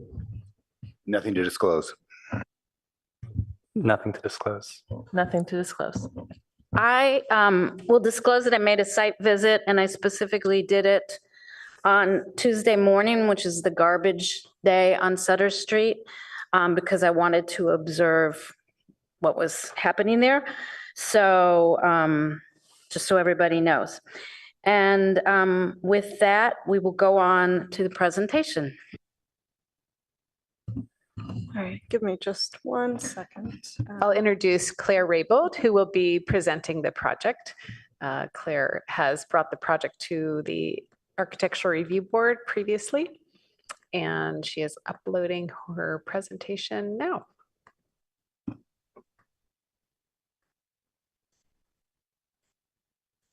Great, thank you, Amy. Good evening. Oh,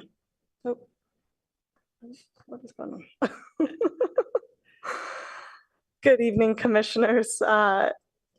The project before you tonight is a vesting tentative map for 739 Sutter Avenue. Vesting tentative map, oh, sorry. This won't go away. Okay. This is a vesting tentative map for a single lot subdivision of an existing 16,720 square foot parcel for a 12 lot condominium subdivision. It requires a waiver from the private street width, which was also required and tentatively approved as part of the streamlined housing development project review. The existing parcel is code compliant, meaning it meets the minimum lot size, minimum width, minimum depth, and there's no change to that parcel size. Condominium subdivision requires private streets per Title 21 requirements, and they are not meeting the minimum street width of 32 feet. So they are requesting a waiver to the minimum street width, and that minimum street width is 20 feet at a minimum, 24 feet in some areas. And the subdivision map findings for approval are provided in attachment B of your packet in the draft record of land use action. And other key considerations for you tonight are just the fact that it does include that request for a waiver as part of the application as well. And the project is exempt from CEQA in accordance with CEQA guidelines section 15332, which is for class 32 exemptions for infill development. The city did prepare documentation to support that exemption, which includes, but is not limited to, air quality analysis, historic analysis, transportation analysis, and noise analysis. And that is included in the last attachment. A link to that report is included in the last attachment of your package. And staff recommends that the Planning and Transportation Commission take the following action. Recommend approval of the proposed tentative map to the City Council based on findings and subject to the conditions of approval in the draft record of land use action in attachment B of your packet. And with that, I'll turn it back to you and recommend, I believe the applicant is available tonight along with their civil, but I don't believe they have a presentation. Okay, thank you for that. I see that Commissioner Aiken's light is on. What? Clarifying questions. You ready? Yes, yes, Okay. Go ahead. Just a quick one. The existing public utility easement, why is that no longer needed? It's just no longer in use. And the reason we want to remove it is one, because it's no longer necessary. And most importantly, because the neighbors are very concerned about their privacy. And so we want to be able to plant trees in that rear lot area. Great, thank you. Other clarifying questions? I have a couple actually. So in our code, 1815-020J, which is a definition of for qualifying for a density bonus law. It mentions that it's available for applications that propose to add 5 new units or more. Is that no longer, is this still a current regulation or? Yeah, that's still one of the qualifying features for density bonus is that you have to be adding 5 units. Yeah, Okay, but this project is it adding. has 4 new units, but it's a total of 12 units that are being proposed. So it's not, so 1815-020J says 5 new units. So we're not adding 5 new units here. So I was just curious if that was an artifact in our code or if it's still the regulation that they have to, a regulation that I assume is based on state regulation that they have to add 5. Yeah, I'm sorry. The net new aspect is an artifact in our code. Okay, I didn't recall that that was going to be, that was one of the changes we were making when we had our density bonus update, but maybe I didn't recall that. So did that stem from a recent change in the density bonus law? I'll have to go back and look to see, when that changed. Okay, because I don't know where that, I don't know if we know where that came from or if it's no longer valid. Maybe it was from a different state code. So I would look at that a little and think about taking it out of the code if it's incorrect, because it's quite clearly states adding 5 new ones. Okay, and then I wanted to ask on packet page 45, there's a statement about bottom paragraph consistency with the comp plan, area plans, and guidelines. I was wondering what was meant by guidelines.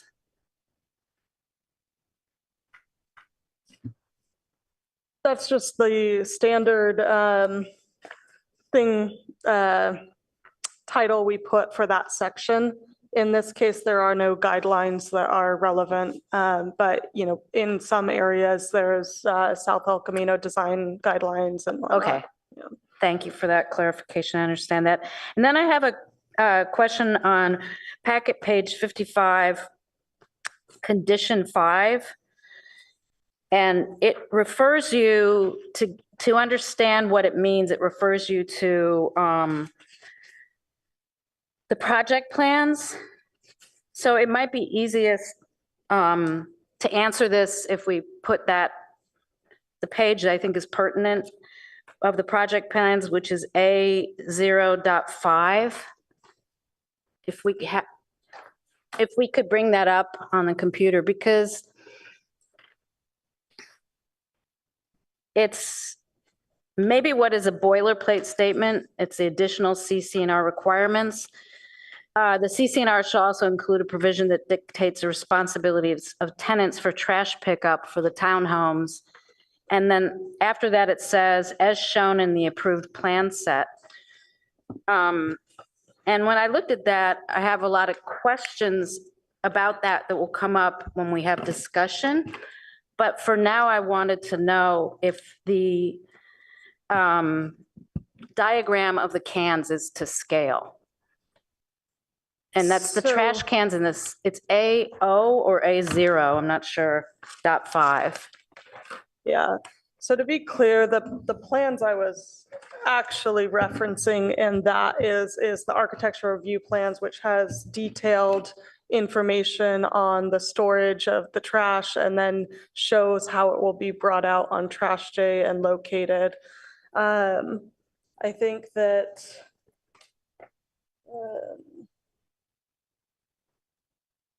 in fact, on C50, I'm not seeing where you were referencing. There is no. Well, A0.5 shows the garbage cans. Are you looking at the architectural review plans? The latest plan set. Okay, so, okay. We can come We're back. looking at the vesting tentative map right now. Right. So, okay, but you're asking about the architectural review plans. Yes, I'm asking about the project plans. Okay, but it's not the project before you tonight, to be clear. No, I understand that, but we do have to make the findings for the conditions of approval on the record of land use. Sure. And I'm just trying to clarify what that means, and I wanted to ask specifically if that page of the plans, the cans were shown to scale. I believe they were because there were very specific requirements that have to be met by our zero waste division for distance between cans and the cans themselves. Okay. All right, but then thank you for clarifying that. And later when it comes to the discussion, I'll have a few more questions for that. But if there are no other clarifying questions, we can go to the public.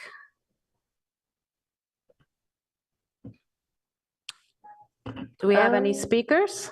No, I have not received speaker cards or raised hands on Zoom. Okay. Then we can bring it back to the commission if we have no speakers. And who would like to make some comments or continue with the discussion? Okay. Then I will. So the plan page, what I was concerned about with this condition, and you can correct me if I'm mistaken, is that it refers to the plans to mark no parking in front of the frontage of the building for, it says something, and it's on that page, plan page, it's not anywhere in the narrative, for the hours of scheduled pickup. And I just didn't understand that. So maybe staff can explain more what that means and what the hours of pickup are. And we didn't have this view in our plan set. Yeah. From the project plans on the, so it So I shows can bring that it up on garbage Zoom. day, which is why I went and looked there on garbage day, because I wanted to see what the can situation is. Because trash cans in, when there's apartment buildings, can take up a lot of the parking. Like my street, because I don't live in R1, I live in R2, which is basically R2, but there's a lot of grandfathered little apartment buildings and garbage cans where each unit has a full complement of the cans, meaning one for trash, one for recycling, and one for compost. They can actually take up a lot of the parking. So I was wondering about this. Yeah, that's the right picture. Because what happens, I went over, well, so a number of things. One is what is the intention for the hours that parking would be prohibited here? I would have to confirm with Green Waste how often they anticipate that they would have to pick up if they would do it just once a week. I'm not sure. Each one has their own bins. I know most single-family residents only pick up once a week, so I presume that it would probably be once a week pickup. Yeah, it looks, well, when I went over there Tuesday morning, which is garbage day, it looks like there's two buildings that are exactly the same as this building. There's like mirror images of this building, and they look like they all have their own garbage cans, the black cans, and that they share recycling and compost, so they don't all have them.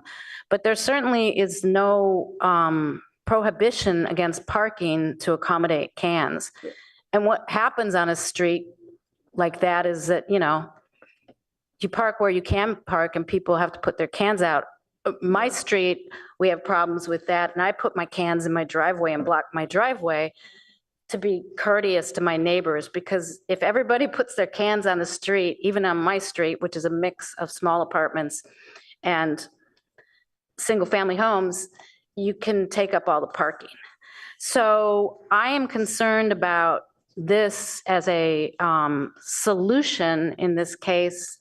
And I'm also, where else do we use this in the city that we prohibit parking on garbage day pickup? So it all depends on the width of the street. So this was actually a required condition of approval of the development for transportation. They recommended it because they were concerned about the, how it might affect, continued traffic on the street if, during that pickup hour. And so, if people parked and people couldn't put out their bins. And so they recommended that we put a no parking sign for the hours of pickup. Again, each single family resident or each residence in this development has its own bins in this scenario. So I would presume that you're going to have once a week pickup at some, morning hour likely. And then that would be the one time that it's restricted. For how long?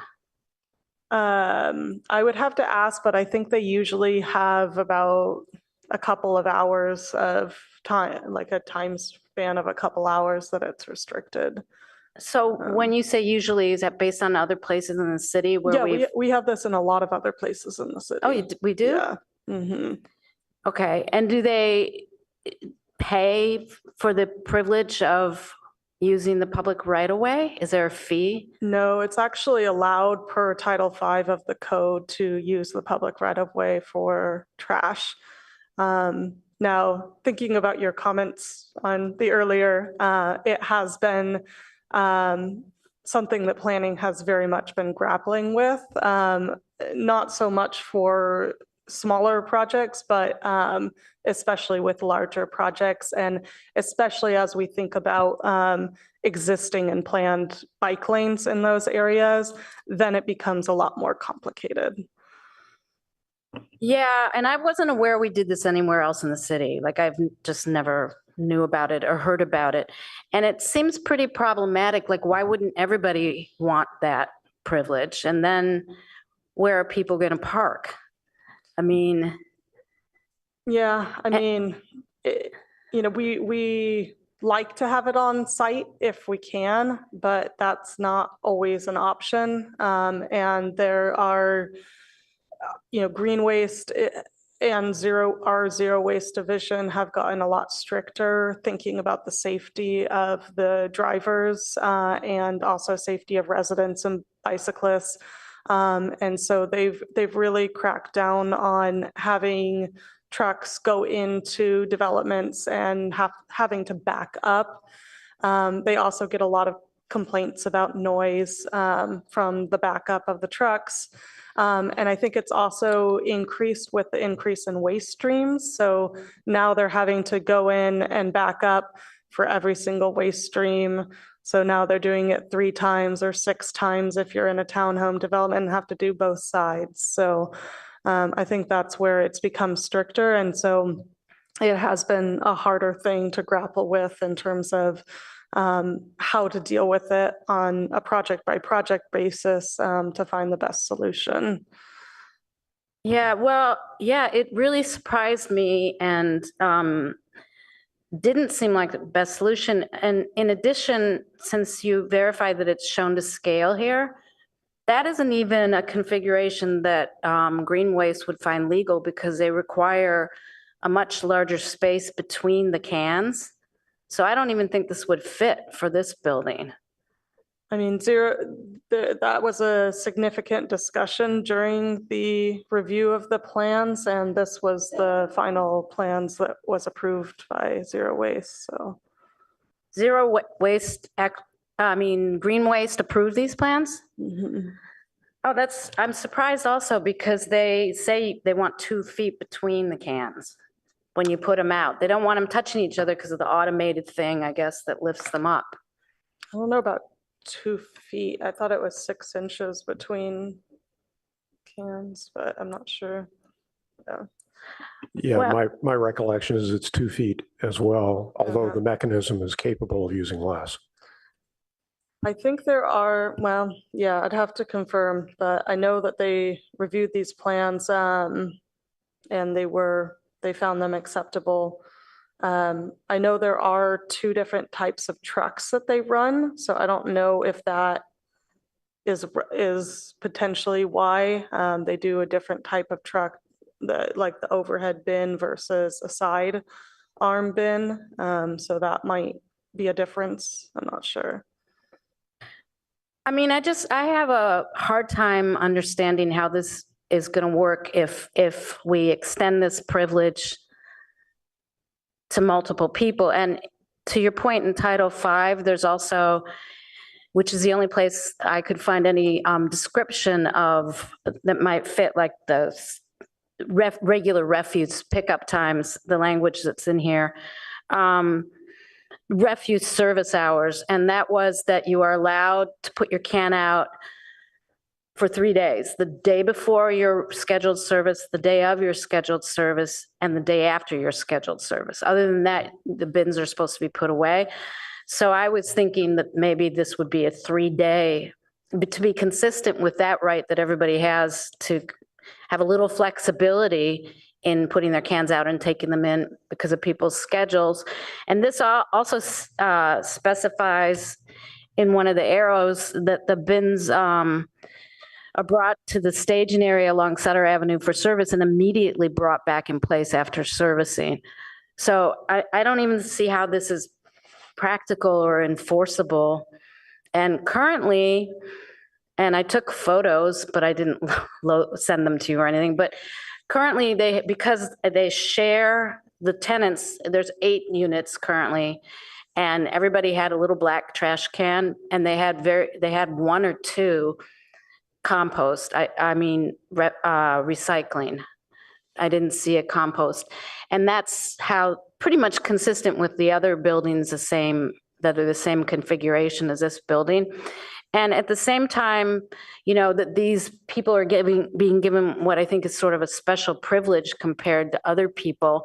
And they're going to take up all the parking, and it's 5 parking spots there. The day I went, there were 3 parking spots, 2 with cars in it, and 1 which a car had obviously left because bins were all jammed together.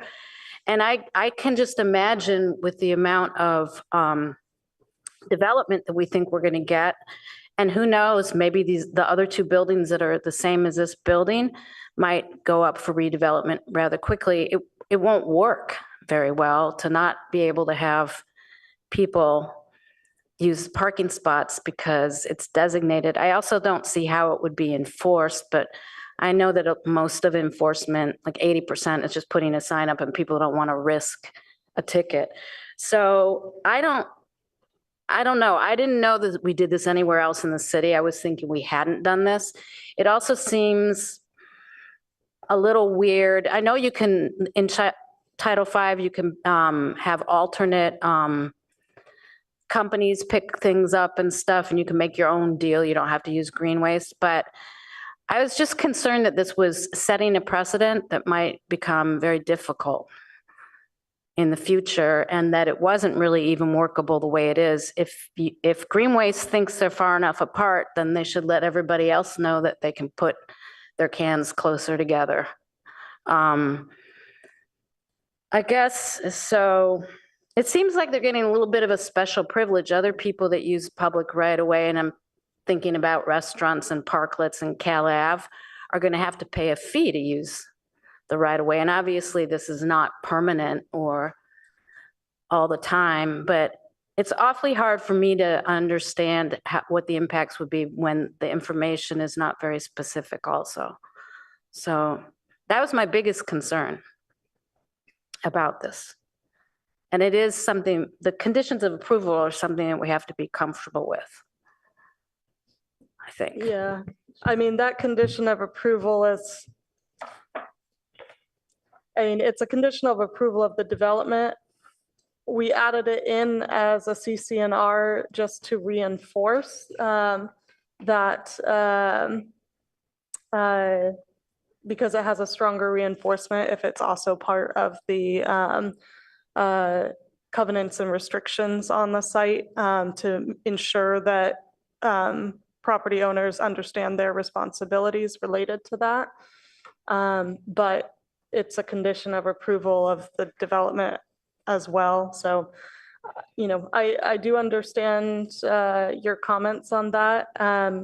Like I said, it's pretty standard, even in a lot of the areas where we have trash enclosures, they are being brought out to the street for servicing.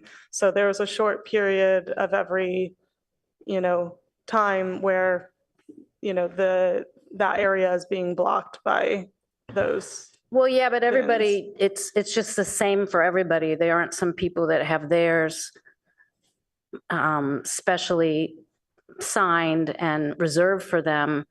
It's just, and it seems to me like they're getting a special privilege for one, and that it would be very unworkable if everybody wanted that same special privilege. And I also don't feel like I have enough. I would prefer another solution be found, and that might have to be having the refuse stored on site until the day of pickup, but not in this configuration. And I can understand with the extra narrow street, and it's Well, also. it is being stored on site until pickup, just to be clear. No, I know, I it's didn't only say being that brought right. out for the I pickup. sort of misspoke. Okay. But I understand that they don't want to have a garbage container. There's no room for that on this, the way it's being developed. But I'm sort of uncomfortable with this. I also think that maybe one of the reasons a garbage truck can't go back to a shared area here is because of the narrow width of the private street, and also it's shared with the next building. So to me, I would prefer this be rethought and maybe a different solution. Yeah, I do understand your thoughts. Just to be clear, the only way that it could be redesigned so that it could be picked up on site would be to have a complete U-shaped, thing that went all the way through. So there's no way that, they would access the site no matter what the street width is. Well, I mean, that is relevant, but that's not what's prohibiting them from going on site here. It's that they won't go on site and then back up. So it does have to be a complete turnaround for them to be able to go on site, or a K-turn that they can do on site to be able to turn out. Yeah.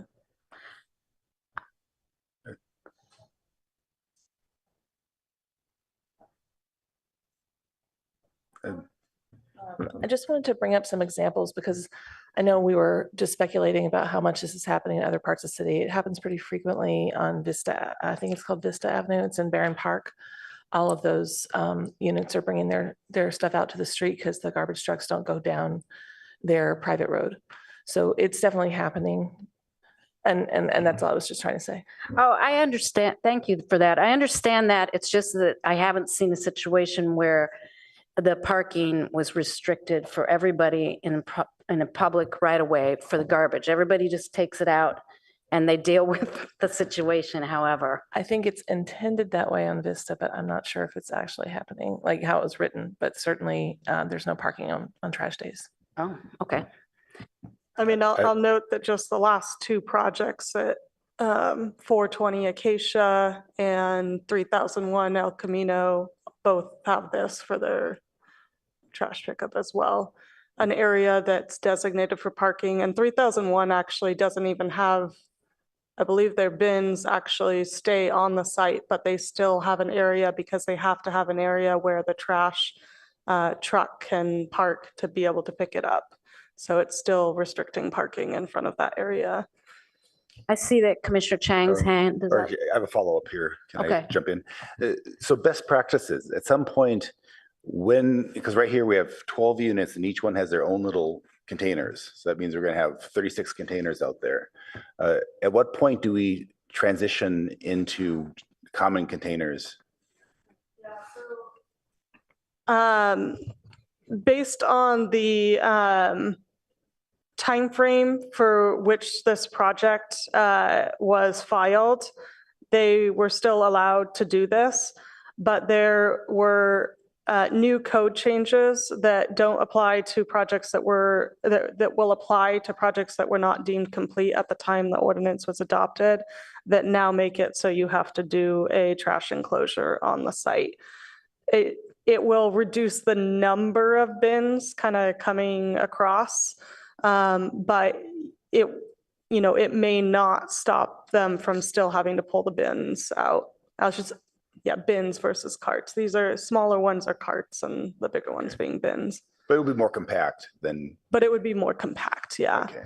And for just reference, 420 Acacia, we did require that they do a trash enclosure because they had more bins. It was 16 units versus 12, and it actually extended beyond their frontage, and we wouldn't allow them to use anything beyond their frontage. And so we required a trash enclosure.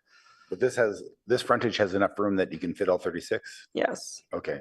I looked at the website. The city's website does say 2 feet between it, but that may be nice to have as opposed to requirements. So, okay, thank you.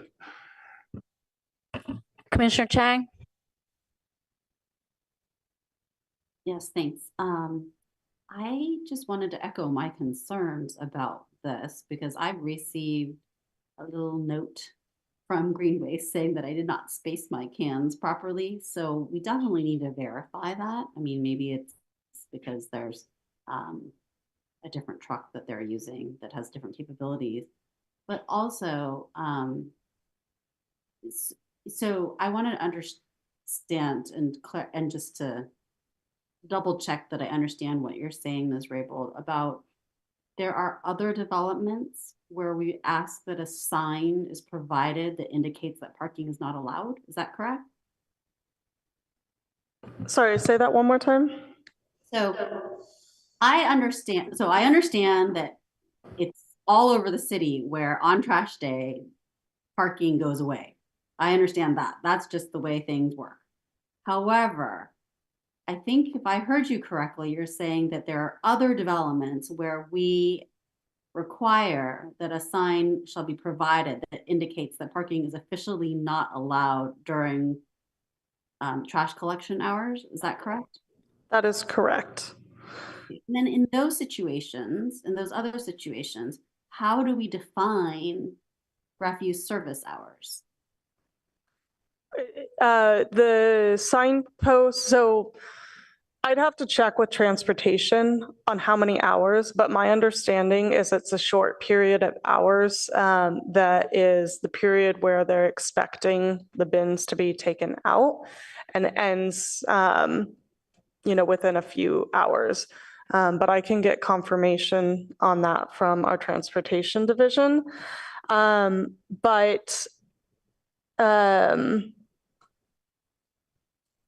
just trying to think. Generally, it's not going to be like a multiple day period. Like, it's the hours that they're going to be bringing. They would presumably be bringing the bins out to the street. But they don't restrict the hours after that. For when people end up bringing their bins in, whether they do or not, like they're not going to keep restricting the street for that period of time. And I think they only restrict on streets where they might have concerns about the width of the street. And alternatively, if the trash truck actually needs to be in that area where the parking is to be able to access. Okay, I understand. So, yeah, I think I'm just worried about precedent setting here, but glad to hear that there's a change. There's been a change in the ordinance that bins would be required, and that am I understanding correctly? If I say that if today this project submitted an application, it would be required to have a bin. Is that correct? Rather than the carts? Correct. Okay. Makes me feel a little bit better. Is it possible for us to approve the vesting tentative map, but like contingent upon us getting some clarification on this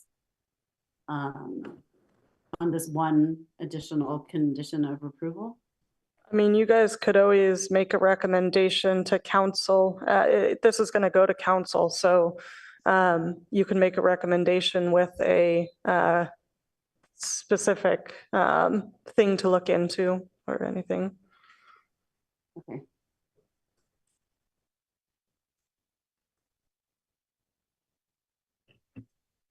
Are you finished, Commissioner Chang? Yes, sorry, I'm finished. Okay. And the only other thing I was going to add, that this street doesn't have parking strips. It has a rolled curb and then the sidewalk. So on my street, literally, if I get home and all the bins are still out, you can put them up on the parking strip and park. But here you wouldn't be able to do that. They'd be blocking the sidewalk also. So I think I'm really sad that there was a timing issue that made it impossible to require shared bins, bigger bins on the site. But if that's the timing, that's timing, I guess. And I hope this doesn't become a problem in the future. And I would like to see a motion that at least calls this something in the motion that calls this out to council to take a look at and possibly fix, if there's any way to fix it. And maybe what would be more fair from my point of view is to not treat it as a privilege for this one new building and just let them do it like everybody does on garbage day. And I suspect that not everybody in these 12 condos will have a compost bin, a big compost bin, for instance, because they'll probably have a service, and that they wouldn't all need one, which would alleviate some of the issue of the bins stacking up there. I don't know why it says 2 feet on green waste rules for pickup if they don't need that. That's crazy. I'm sorry that there was no way to design this with the site providing its own, shared things. I think it's big enough. And now, so you said there was a change in the law. Is there a unit break at which this happens? Like so many units they have to have? I'm not entirely sure. I'd have to review the regulations. I just am aware because for our architecture review board, trash pickup has become such a hot topic that we actually had Zero Waste come into the retreat and talk to us about what their regulations are and I guess we might find solutions. What I'd like to consider is that they have the same right to any unit and any home has to garbage pickup as condos. They can get all 3 bins if they want, but I don't think they should have on this street, they alone have any condition that's different that means they need it labeled no parking for any length of time. I just don't see why compared to the other people on the street who have the same, or everybody's in the same boat. So, I mean, again, it was a condition of approval that was added by transportation, and I think it related to safety. So I'd have to talk with them to understand it better, but too bad that they left. Yeah. So, well, I would like to see that aspect of it removed. But anyway, I see Commissioner Liu's light. I'll just say a quick word about the trash situation. I do find it peculiar that that is a condition of approval. Perhaps Chair Suma could confirm, but from doing some sleuthing around Google Maps and Street View, it seems like each unit does have their own bins, but presumably they just choose not to roll them out all at once or consolidate in some way, or at least from Google Maps, they're like recycling bins, it seems like tucked behind a fence. And people figure reasonable solutions out when there are cars in the road. They'll find a spot just to the side, put it in, they'll talk with the neighbors, they'll find some way to consolidate. Like it's a peculiar condition of approval, and I'll just leave that as a comment. I did have one question about the affordable units, and perhaps Mr. Yang could help clarify. So my understanding from the state density bonus ordinance from last time was that the state density bonus requires an equivalent number of affordable units as there are currently lower income tenants. Have we done any reach out, or do we have any sense of, okay, there are actually 3 lower income tenants, so therefore we actually need 3 affordable units instead of 2? Yeah, we definitely did that analysis as part of it, and there are no existing that qualify as low income tenants or any deed restrictions on these. It is part of Senate Bill 330 regulations that you have to explore that and confirm any resident who's lived there in the past 5 years, actually. Okay, that's great due diligence, and I'm glad we're not displacing people from naturally affordable housing that really, really need it. So thank you.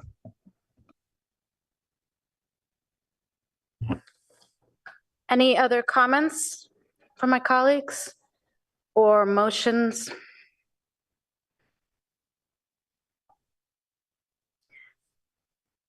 Nothing?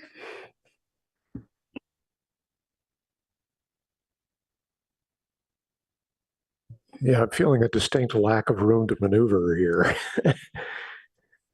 So with respect to making a motion, I'm not sure what kind of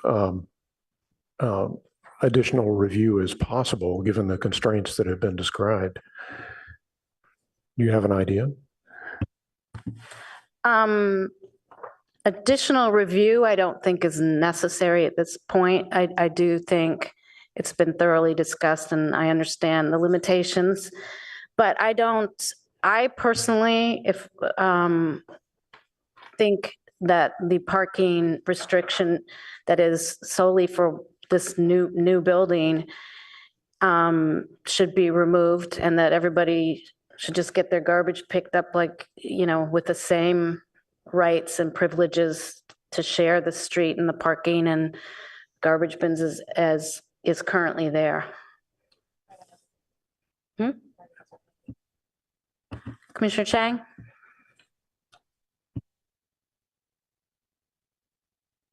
So I would like some help from colleagues to craft a motion. I mean, I think we're all sort of looking at this with I'm not in the room, but it seems that we all kind of share some similar concerns here. So I would like to craft a motion that recommends that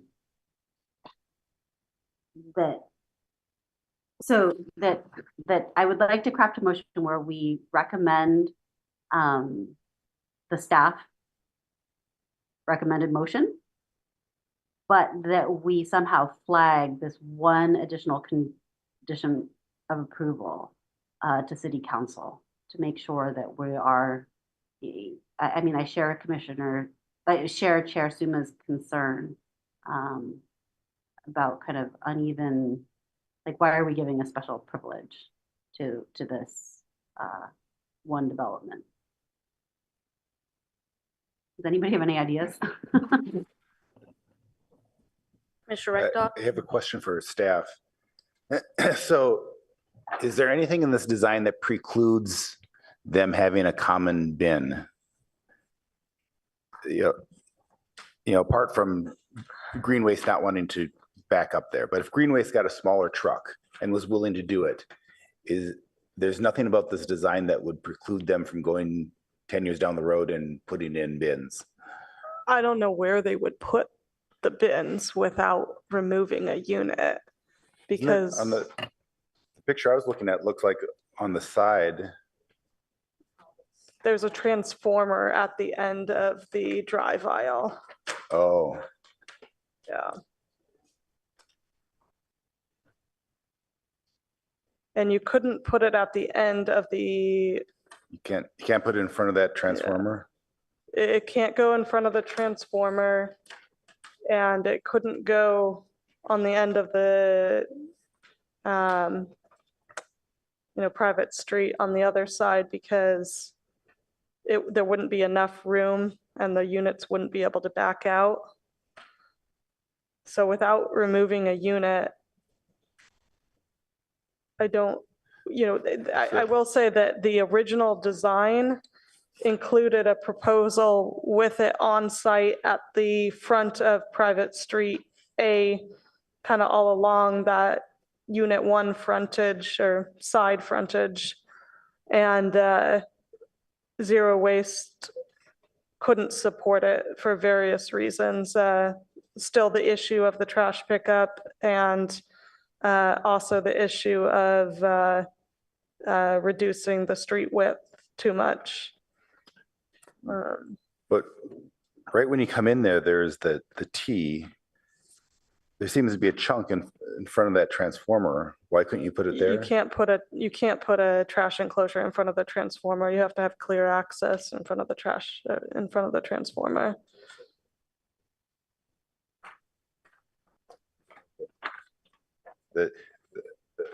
You can't put a rolling trash bin there. The issue is that if you had a But gate. you have to have a trash enclosure with the bins inside. And you would have to have enough bins to serve all of the 12 units. Yeah, roofed enclosure. So we're kind of stuck here. Yeah, I believe the insight we're looking for is on sheet C 4.0, which describes the turning movements for the vehicles going in to unit number 12 that blocks the area that I believe Commissioner Rectal had in mind.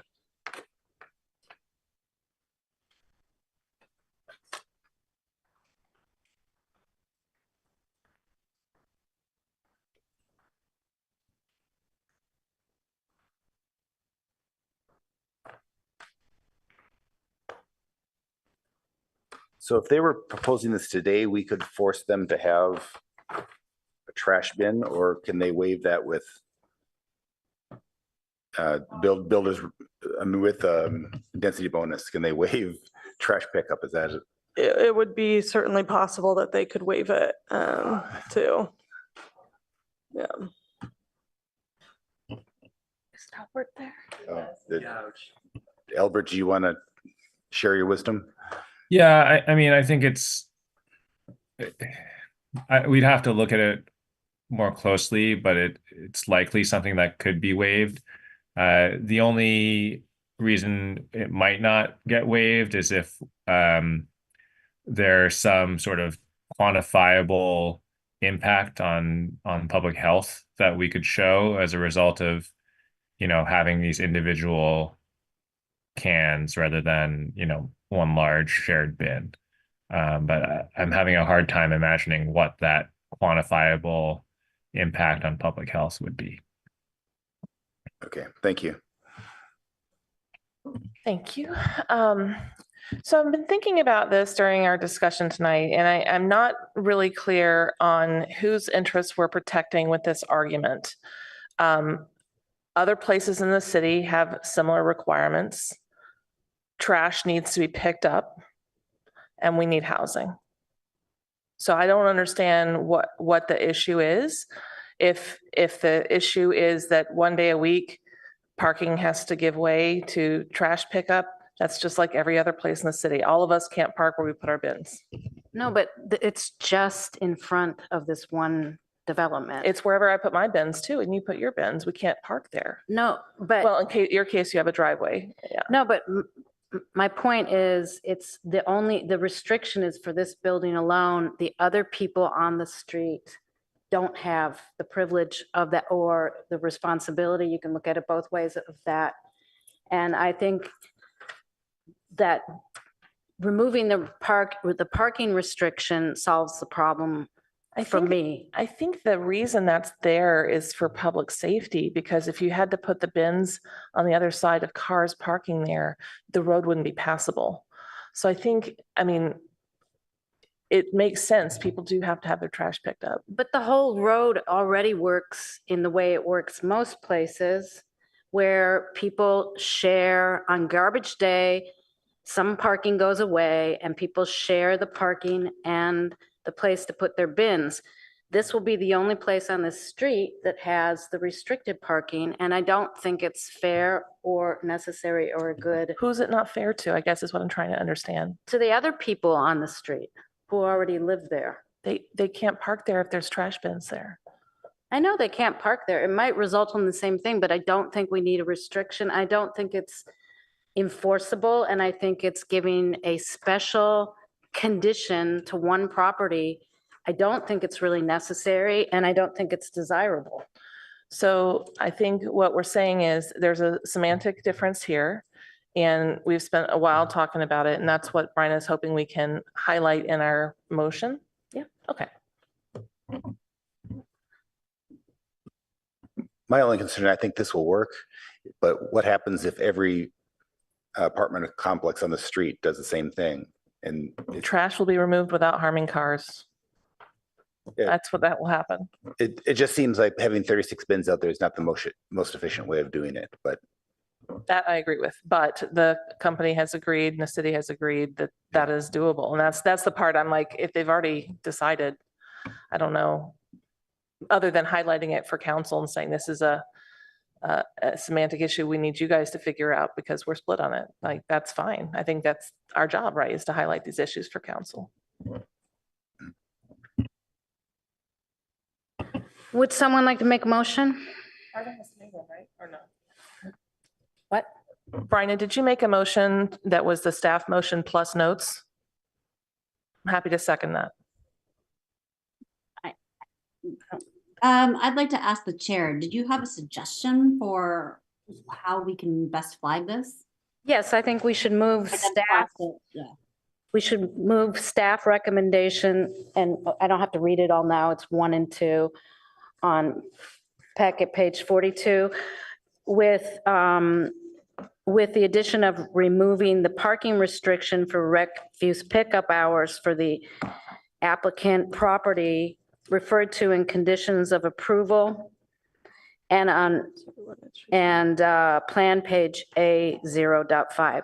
So all we're doing is removing the parking restriction. I thought we were going to highlight it for them to decide, because if we're going to go for an hour, if we have to discuss this, like it's something that we're highlighting. We don't have clear direction from council about whether we can or can't, or from staff. Well, I mean, if people don't want that amendment, they don't have to vote for it, but Commissioner Chang did ask me if I had language, and I think that's the simplest thing. I'm only highlighting that we had talked about moments ago, doing it as a highlight and not as part of the motion. So let's hear what the motion is, if whoever wants to make it. If no one else wants to make the motion, I'll make the motion. And that is to move staff recommendation on packet page 42, which is 2-part. Consider the project exempt from CEQA in accordance with CEQA guidelines, section blah, blah, et cetera. And part 2, recommend approval of the vesting tentative map to the city council based on the findings and subject to the conditions and approval, et cetera. So that's staff recommendation. And add, remove the parking restriction for refuse pickup hours for the applicant property referred to in conditions of approval and on plan page A0, unless it's an O.5. I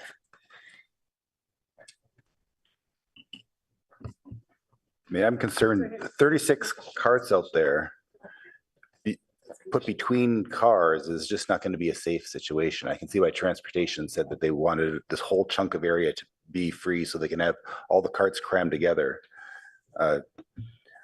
I would be more inclined to say something, consider,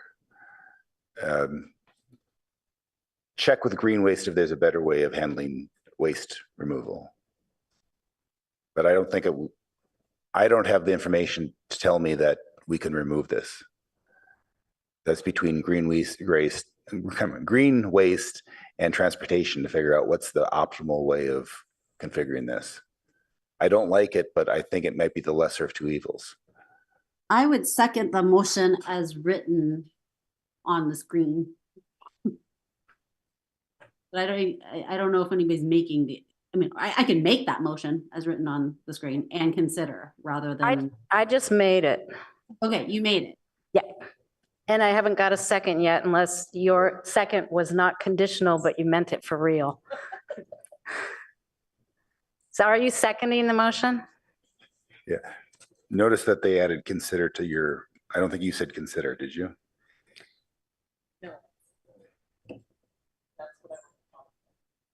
Go ahead. Yeah, without the language of consider, I also find it unsafe and insufficient data from staff for us to make that part of our recommendation. However, we do want staff to come back with the council with clear answers on these things. I'll accept the addition of the word consider. Okay. If it makes it more palatable to my colleagues. Yeah, I'm happy with this. So are you seconding, Commissioner Rectal? Or I thought you seconded it. I don't know. That's why I'm, Okay, I'm trying to I will help second out it. staff here. I will second it. Okay. Everyone ready for the vote? Okay. If you could call the vote, please. Commissioner Aiken, Yes. Vice Chair Chang, Yes. Commissioner Liu, Yes. Commissioner Rectal, Yes. Chair Suma, Yes. Commissioner Templeton, Yes. motion carries 6-0. Thank you very much for that. I'm Sorry, who made the second? We were just, okay, Commissioner Rectal. So we can put that to bed now, and I'm suggesting we take a brief break, maybe 10 minutes. Does that sound good? 5? Yeah, 5 is fair. 7? Okay. 7 minutes, and we'll be back to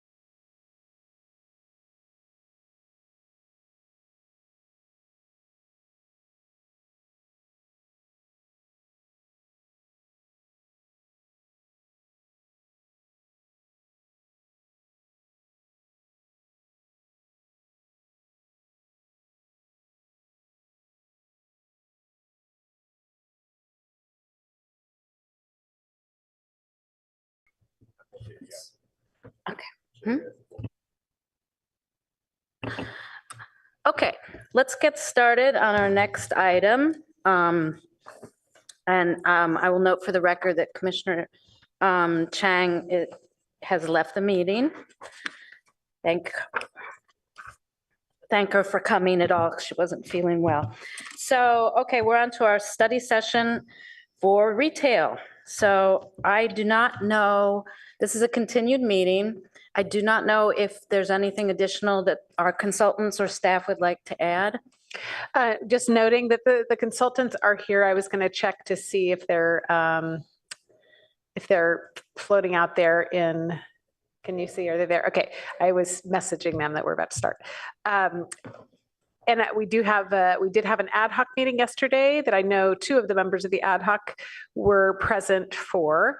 So, but I don't believe the consultants have new slides from the last time. The slides are in your packet to make it easy from the last time to refer to during tonight's discussion. Thank you for that. Okay, so what I think we'll do is have the ad hoc report out, and then we'll open it to the public for comment, because we didn't do that at the last meeting, and then we'll come back for discussion. So, ad hoc. All right, I will take the lead on this, and I was hoping Vice Chair Chang could attend because she could fill in some gaps, but I will ask Commissioner Rectal to take that on if I've missed anything crucial or misunderstood something. So Vice Chair Chang couldn't attend the ad hoc meeting last night, but did report the council ad hoc's desire to make immediate improvements in things that were in their purview.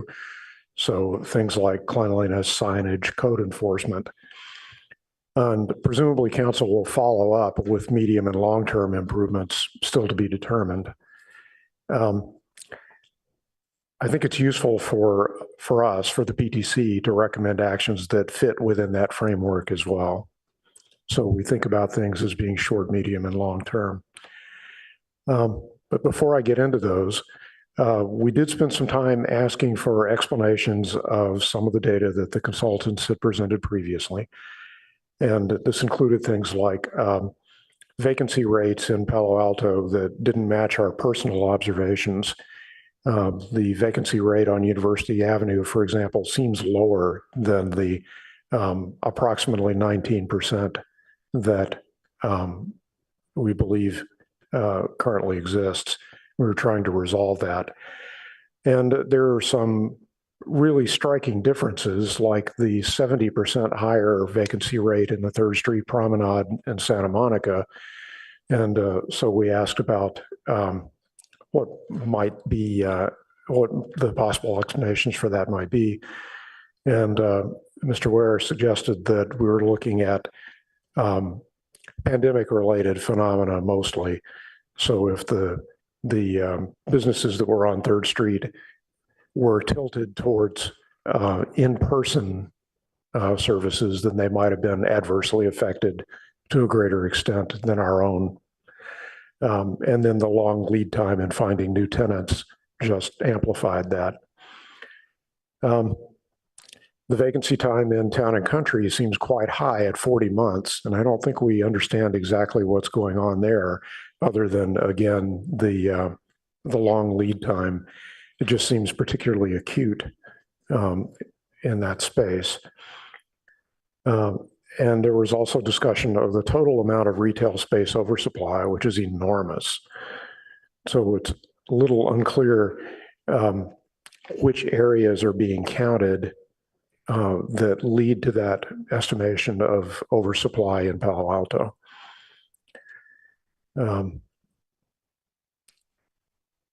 There are still some mysteries about downtown. We don't understand whether there might be floor area counted as retail that's not first floor frontage. So there are things we might want to look into later, but they're not consequential for the rest of the discussion. We heard a lot about stakeholder requests, but there were consistent themes, and I tried to boil them down to just three. One is simplifying the rules. Two is reducing uncertainty. And three is relaxing restrictions. So you might think those things are interrelated, but they really are pretty independent. You can have simple rules that are not implementable.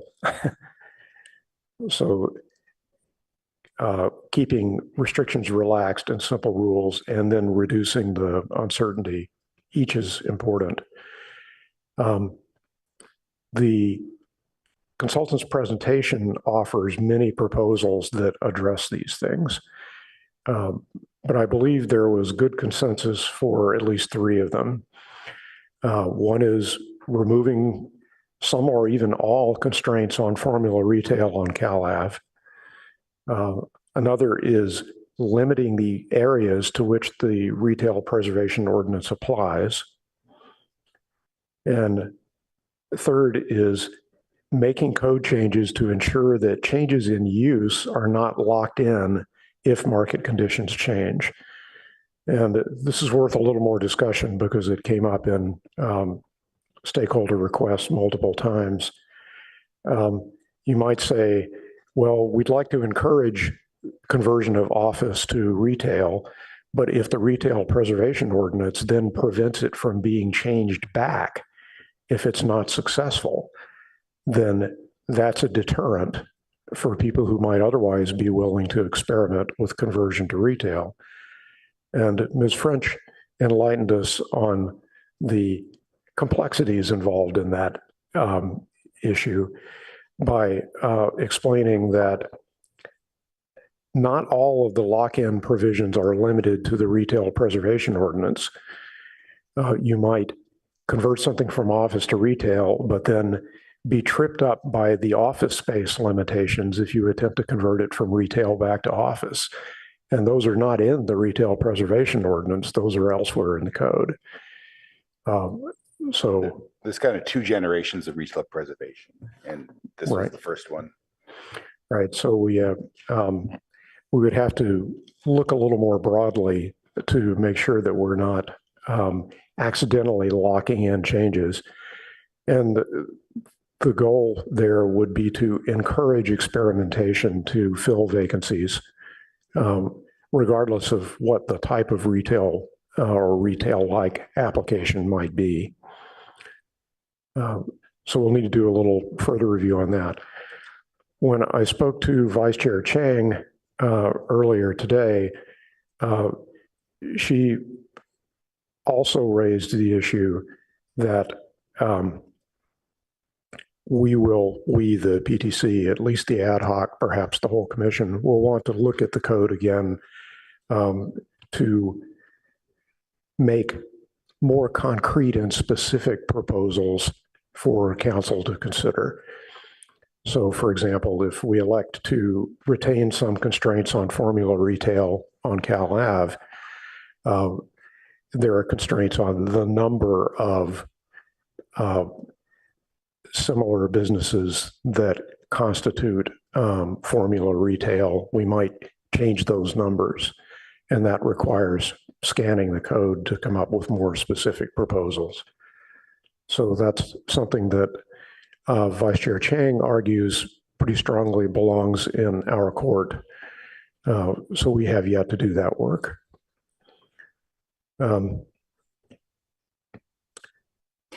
There was some interest in making sure that new rules, whatever they are fully predictable and not context dependent.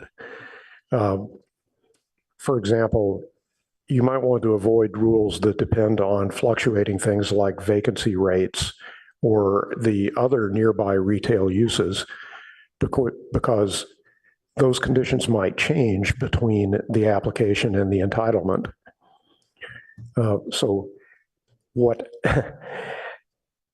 given that there's a window of opportunity for those conditions to be violated, you've introduced uncertainty that is then a deterrent for people exploring new retail uses. So keeping things predictable, consistent, not context dependent has some value. in the long term, it makes good sense to scrub the municipal code and either simplify it or at least make it feasible to document which uses are allowed in which areas. We had versions of that existed for, what do we decide, 17 years ago? But nothing that's recent enough to resolve the uncertainty that plagues potential applicants today. And finally, I wanted to comment on a side discussion, which was about incentives council might implement in conjunction with zoning changes that we propose. And there are many that seem promising. They're outside the scope of what we're discussing tonight, but they include things like what incentive programs could council implement in order to ensure a desirable mix of retail types within an area that could be done flexibly and could react quickly to changes in market conditions so that they don't have to be baked into the code. So once again, that's beyond the scope of what we discussed tonight, but it is something that council should take a look at, and at some point we may want to recommend that formally.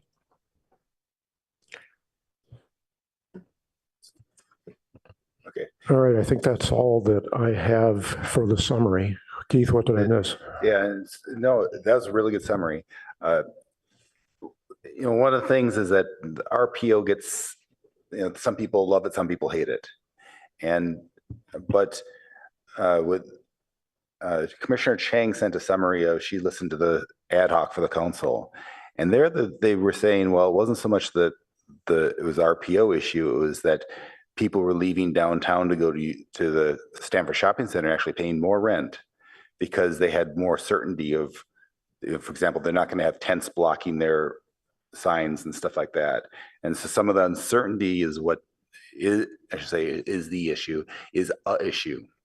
The uncertainty of how is retail both in Cal Ave and University going to, what requirements are we going to have on it? The propane heaters in front of your store and some of the signage and some of the garbage collection was a complaint, and that would be one way of fixing things without changing zoning. And that was a major complaint. It wasn't just hypothetical, it was, yes. But then the second thing is, like Alan said, we don't want to micromanage. And in the meeting, he brought up the case where we had 5 bagel stores on University Avenue. And is it the market's job to determine that, or is it the city's job? And we kept our nose out of it, and it all kind of shaked out. Now, some of those bagel stores went out of business and switched over, so there's always this transition.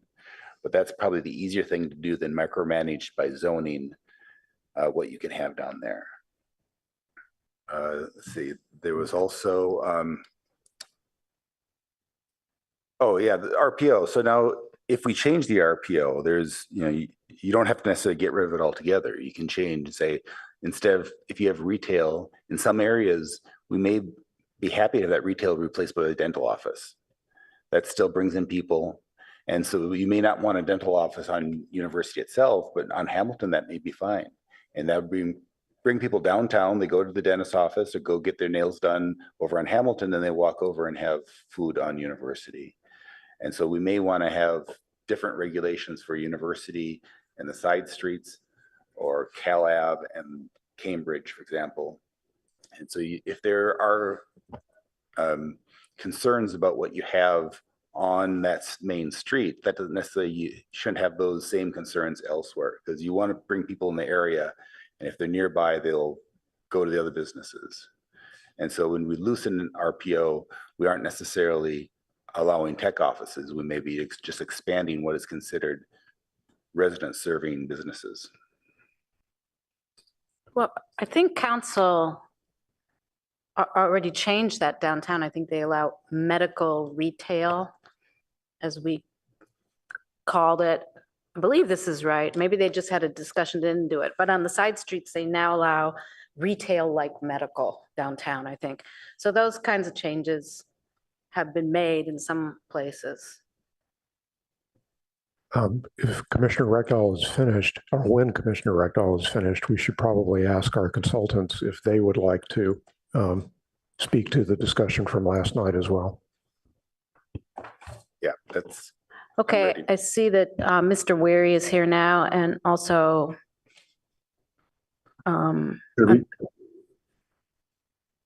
Surabhi. Yeah. Very good. Excellent presentation. Oops, sorry, I'm getting feedback here. Can you turn your microphone on? There we go. So thanks again for the summary. We had, I think, a pretty productive discussion yesterday with the ad hoc committee. And I think those were really excellent points that were brought up.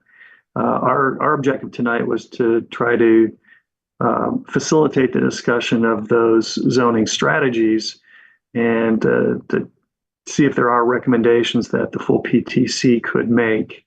One of the points that I was starting to think about when we had our discussion yesterday is the importance of, and I think Keith or Alan might have mentioned, the idea of experimentation, but and just action, taking some action. Don't let the perfect be, prevent the good. And so there may be some things that you can do now that you feel confident with. There may be some things that you want to study further.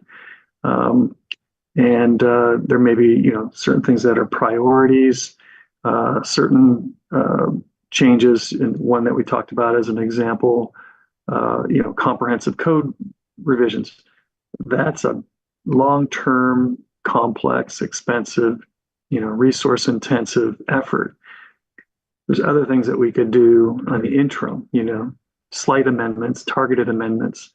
And so the idea would be to think about maybe the gradation or the spectrum of recommendations. Some you may feel very strongly about and can be very specific and succinct. Others you might be a little more general on and provide guidance to the city council.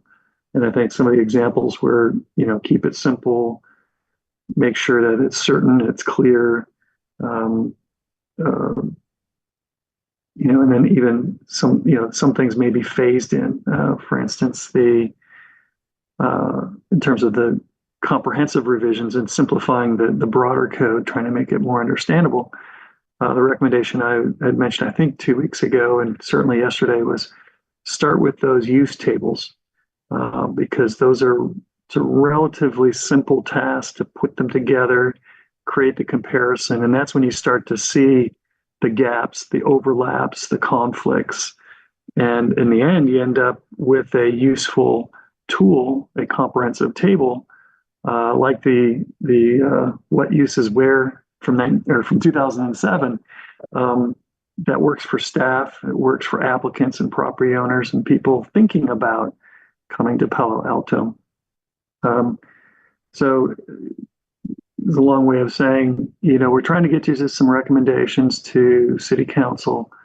And the idea is that I don't think you need to, not all of them have to be, perfected. I think some of them you can be pretty specific. I think you've got some good ones that were coming out of our ad hoc committee and what you heard tonight. Other ones may need some more work. Others may be more, kind of thematic, and that would be okay. But I would encourage you to do what Alan just did and with Keith as well, is, collect those thoughts and forward those on to the city council. If you can sharpen the recommendations, that's great. The one thing that we were hoping to help facilitate with you is, if we look back at those strategies, if there's certain ones that do sound worthwhile, then we'd want to talk about more specifically, to the extent you're comfortable and can, where they would apply. So we talked about some revisions, perhaps reducing or eliminating RPO in certain areas, or the R modifying district or the ground floor modifying district. Maybe those ground floor retail spaces on side streets are allowed and it's converted. And then you preserve the focus and the retail attention along Cal Ave and University Avenue. So I think that was something that seemed to be pretty strong consensus as an example of being a specific recommendation.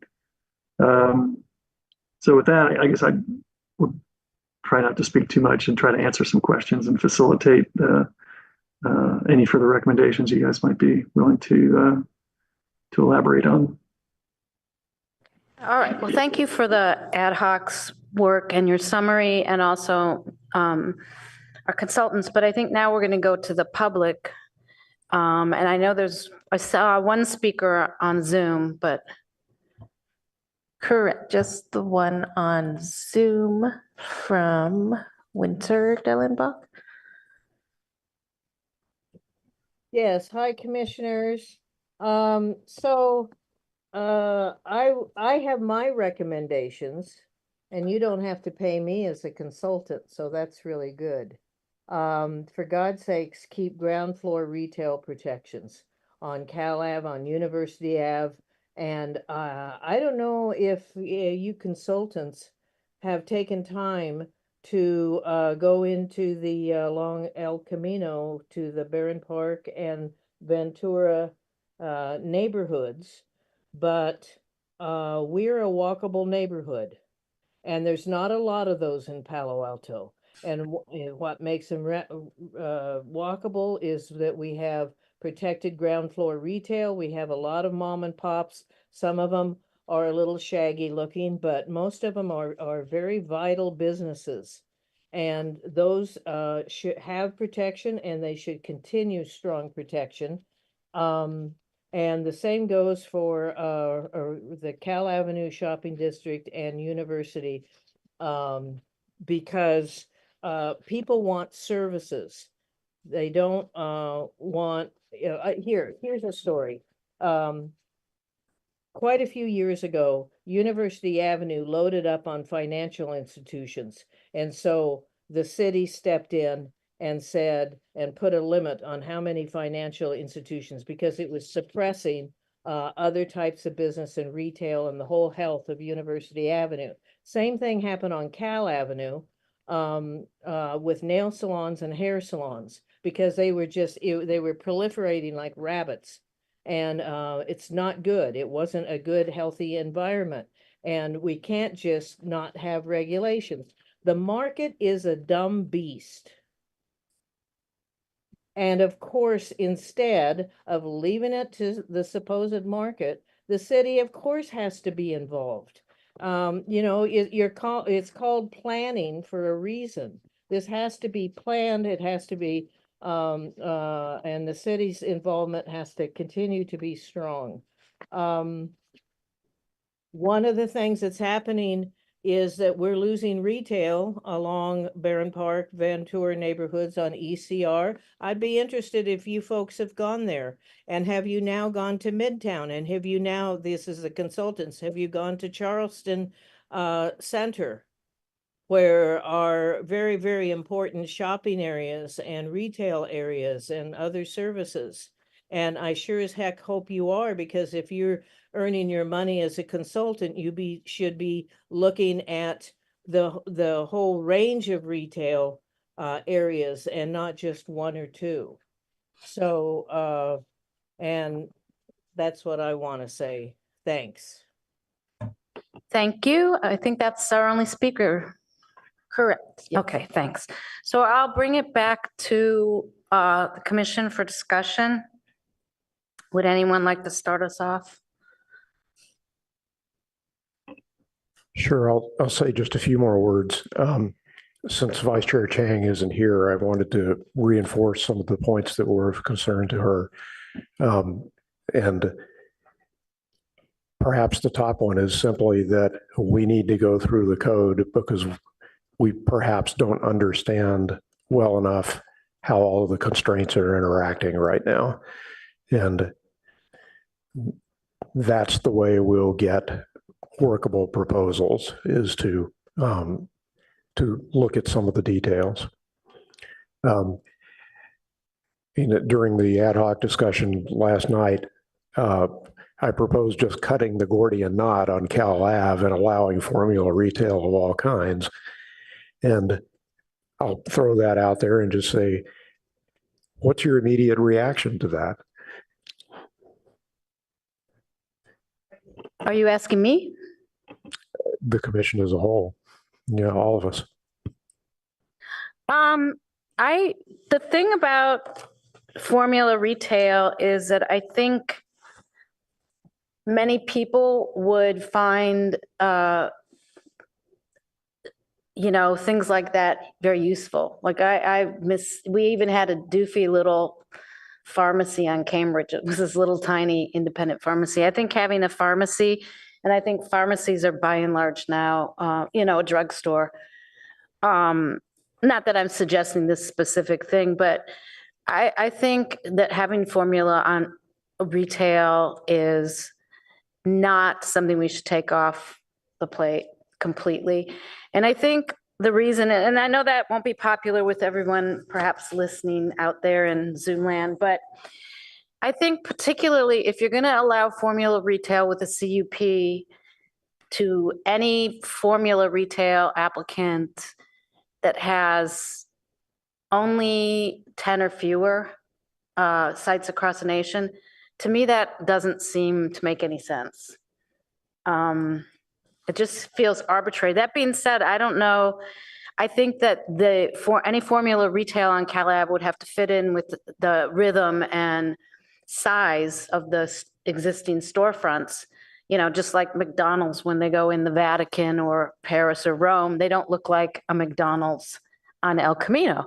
So I think they would have to fit in. I'm not sure how attractive any of those places are. I feel very strongly that we talk about bike ped, goals for bike ped, getting more people on those, and we acknowledge that many of those will be short trips. I just think if we don't preserve walkable retail, we're going to have a very unbalanced city with more car trips, because more people are going to drive to do errands than are going to bike. And so I don't feel that removing the ground floor retail protection is a wise thing to do. I think we need a whole new ground floor retail ordinance for San Antonio that's going to be built out, but I'm afraid it's a little too late for that. But many of the comments about the ways in which the code could be fixed were so broad, and I think Mr. Weary just said rewriting the code actually is a huge project. And I don't think we can do that tonight, but I think there's some strategies we can discuss. But doing away with somebody's ground floor retail to reduce the overall vacancy rate in retail in Palo Alto does not seem wise to me. I was hoping for an approach that was more proactively, positively suggesting how to get some more retail.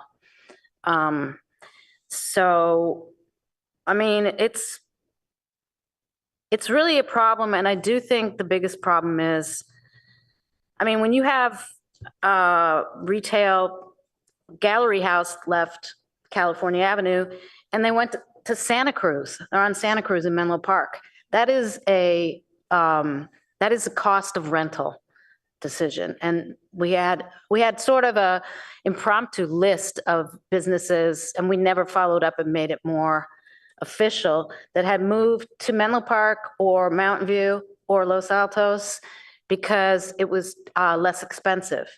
And I understand that the problems I think that Commissioner Rekdal was referring to, I think what you meant was that the parklets are obstructing the storefronts. So yeah, these are big trade-offs and they're pretty hard, but the formula retail one, not getting rid of it, but adjusting it a little.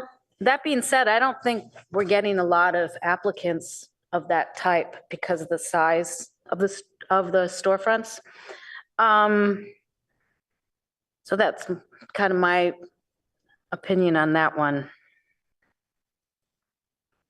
And I see lights from Templeton and Lou.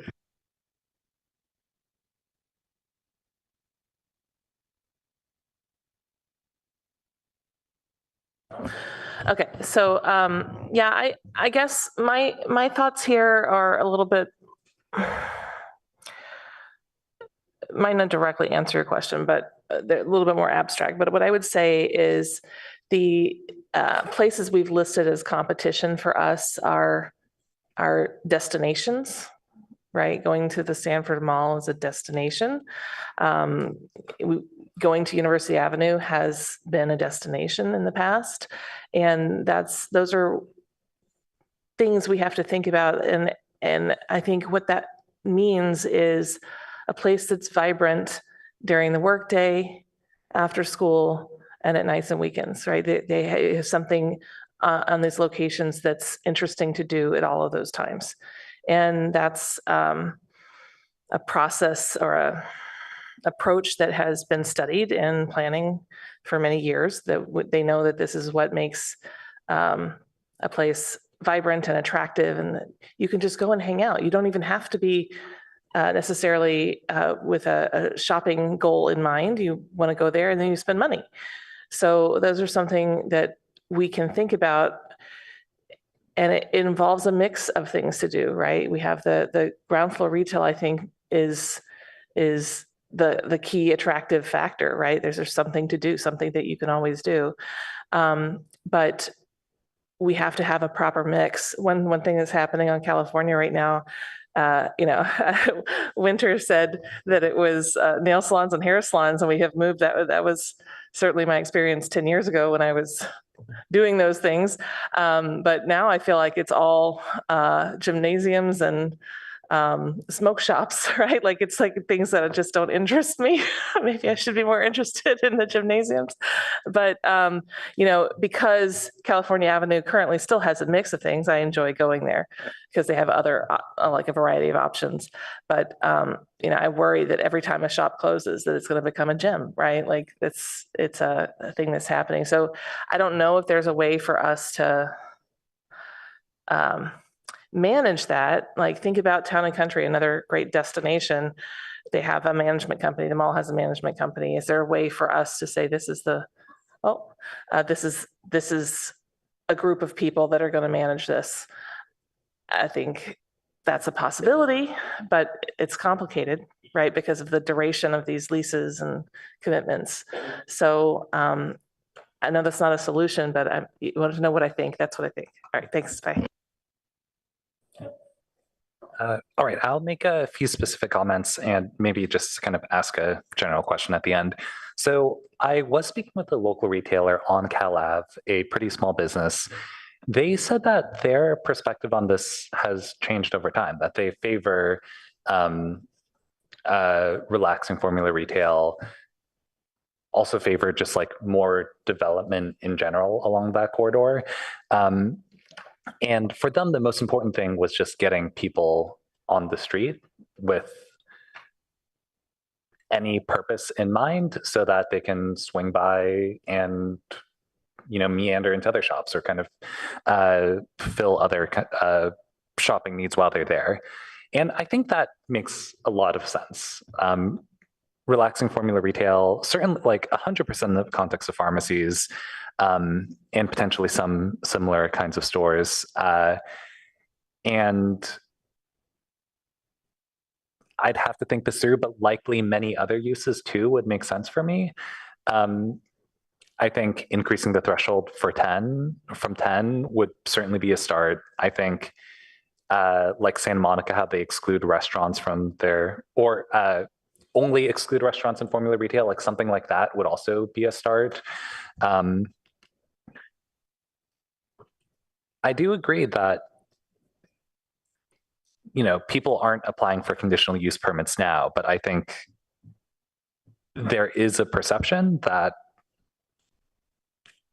going through the effort to actually propose a plan and have a concrete plan and go through conditional use permit is too risky. And I think if we can just relax this up front, like that would make a lot of sense to me. Like our public commenter noted, I am a little bit skeptical of loosening ground floor retail restrictions. I think one benefit that's not mentioned is that a medical office or a dental office can pay pretty good rent. And we know that supply and demand is somehow broken here, but adding a lot of demand that can pay pretty high rent may displace mom and pops. And I'd be really concerned about that, even on the side streets, like even on the Hamiltons and other streets that like, medical offices will cannibalize some of the retail we really do want to preserve. And so, okay, sorry, going through my notes. I mean, I do support loosening ground floor retail restrictions in theory. Like there were mentions of like dog grooming businesses or other kind of uses that weren't permitted. And I think things like that don't make sense to me. So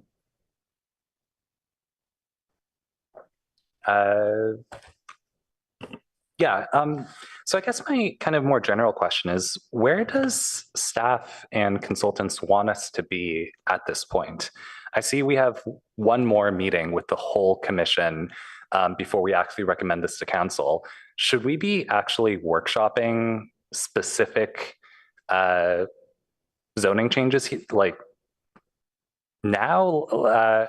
Are we on schedule, or are we going to arrive at May 8th and be a bit lost in terms of what to actually recommend?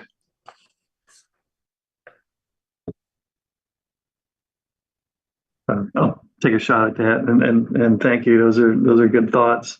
In terms of where to be, I was a little verbose, but I think I think you should feel comfortable with having a spectrum of recommendations. I think if you can make specific ones that you have a majority or a consensus on, make those. But don't feel limited to just the things that you've got consensus on. I think we're getting a lot of good discussion and ideas here tonight. And I think those, even if you stopped right there, you can record those and forward those on to city council, and that's good direction to use. So I think you've actually provided a lot of good thought here tonight. And I think that's all valuable to city council.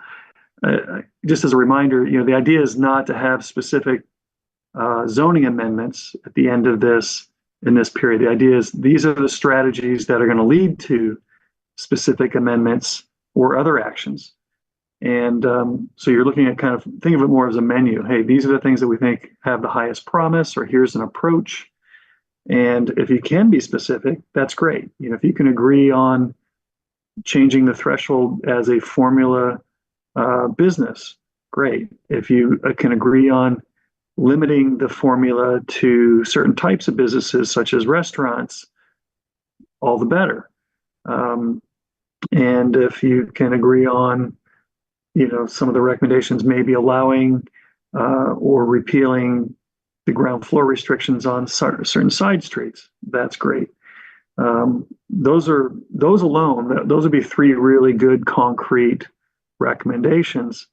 And then again, maybe there's some other ones that might need a little more time and effort, and that's fine.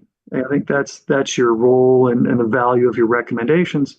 And then city council and staff can come up with a plan to prioritize and implement those or develop those further. So I would say what you're doing now is exactly the right thing. I would echo that. And I would also say I can upload the presentation that's in the packet if it would help to have, something to stare at, and yay, nay, if that's of value, I'll just do that right now. I want to get feedback more. Alan asked a specific question, and I wanted to get your opinions on that. Formula retail on Cal Ave. On one hand, Cal Ave always had this kind of unique vibe about it. And if you bring in formula retail now, it's just become another boring retail spot. Or the other hand, would you rather have a Subway next to you or an empty store? And so that's the trade-off, is that what are you willing to give up, and would bringing in some formula retail enhance Cal Ave or ruin it? Well, let me use a university as an example instead of Cal Ave.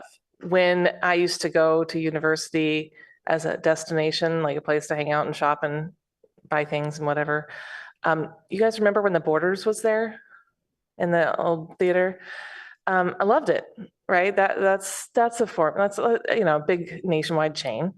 But we had all these other really cool places around it. We had a couple of those restaurants were also nationwide chains, right? Cheesecake Factory used to be there. But that wasn't my vibe. I know that maybe some people visiting from out of town or people who love cheesecake. I'm looking at you, George. So maybe it had variety of options, but for me, like that was a hub. I loved to go to the bookstore and then walk around and buy ice cream or go out to dinner or whatever. This was probably pre-kids, so maybe that was a different vibe. And I go to California Avenue now with my kids because they can play in the street. But anyway, so I think there's some value in having them there, but also like their tolerance for competing with the online retailers, had them leave too early. I think if they were there now, they would be popular again, right? And so we were kind of subject to our corporate overlords deciding those things, and instead of the mom and pop owners, right, that we've been talking about. So it has its pluses, it has its minuses. It can be a draw, but they're not invested in the community the same way some of the smaller companies might be. So I go to Town and Country now and I shop at Books Inc. So if we came with a proposal to allow formula retail on Cal Ave, you're saying you don't know right now. You see the pros, you see the cons, and you're not sure which side of the coin you're going to end up on. In the end, I prefer the model of Town and Country, which has, at least as they've discussed with us, that their approach is to find really quirky people to rent to. And if it is a chain, it'll be a special chain that fits in somehow nicely with their other retail shops that they're renting to. So it's a conditional yes. It's like, your question, Subway, McDonald's, CVS probably are not the vibe we're looking for in this city for long-term investment. I don't know how long-term their investments are. The McDonald's on El Camino has been here since I've been here, since a long time, but that doesn't mean that others would be. So I would probably prefer, I have gotten used to the fun locally owned businesses that we have, and I want them to be successful. And I hear what I think both of you have said, that if we have more of the larger chains, that it will change the rental pricing and drive out local businesses. I think that would be tough to swallow. But then again, I can't deny that I liked shopping at the big bookstore. Well, and there's a lot of vacancies on Cal Ave, and so it's one of the points that we made in the ad hoc was like, well, it doesn't seem like formula retail has ruined the university. So if we have the same, well, to you, like I don't go there anymore because of, I mean, I don't know why. I mean, I'd have to really take some introspection. Like I said, it was different phases of my life as well. Yeah. But, do I miss the bookstore that's not there anymore on Cal Ave? Yeah. I do. So, sorry, that is not a definitive answer for you. I'm just demonstrating the struggle is real. So Doria, do you want to, what do you think? Formula retail? So what I think is that I don't see what the magic number of 10, that makes it evil, or undesirable. Evil's the wrong word. But I do think, I do worry about small mom and pop businesses leaving. I think they're leaving anyway. But if you had some chain like Subway come in, is that going to bring more people in and help those mom and pops? Or is I it will going say to that be more competition and drive the mom and pops out more? What's Well, the pros? I cons? will say that I would not have formula dining because I think the one really successful draw on California Avenue besides the market are the restaurants, and I don't want to compete with those. And the two Cal Ave, there was a Pizza Hut or something on Cambridge, and there was a Subway on Cal Ave. Those are the only restaurants. Those both went out of business. They weren't a draw, as did the luxury hot dog business. And that was there. Starbucks. Huh? There was also Starbucks. Yeah. And Starbucks. So I would not want to compete with the local, and I think of the success of Backyard Brew. And it's packed all the time because it's a quirky, adorable, lovable place that provides a great service. I'm glad that Starbucks left more than I would be if Backyard Brew failed, but they're not going to fail because they're so busy. I mean, something could happen, but I do think that I do think the problem, I don't see formula dining on Cal Ave.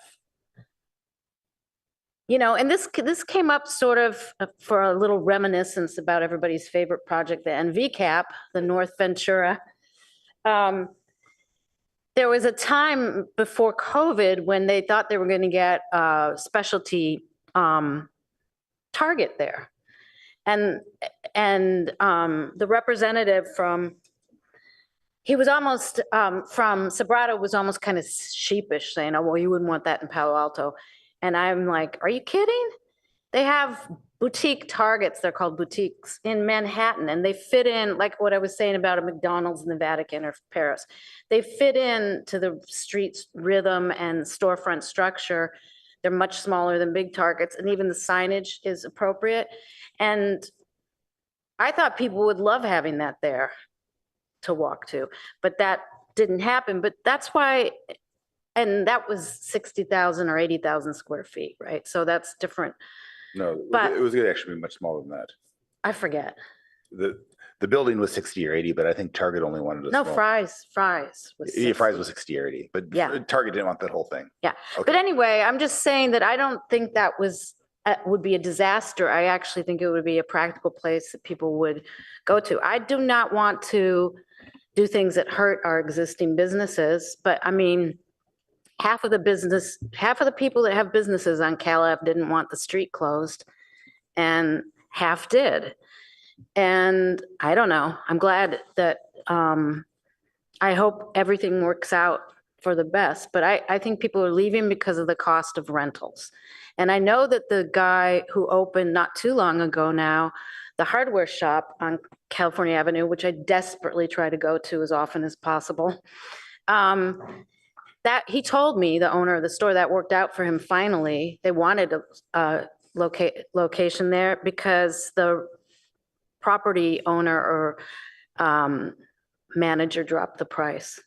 That's why they were able to move in. Yeah, so that being said, I'm willing to believe that some of the way we structure our zoning code and regulations might be a turnoff.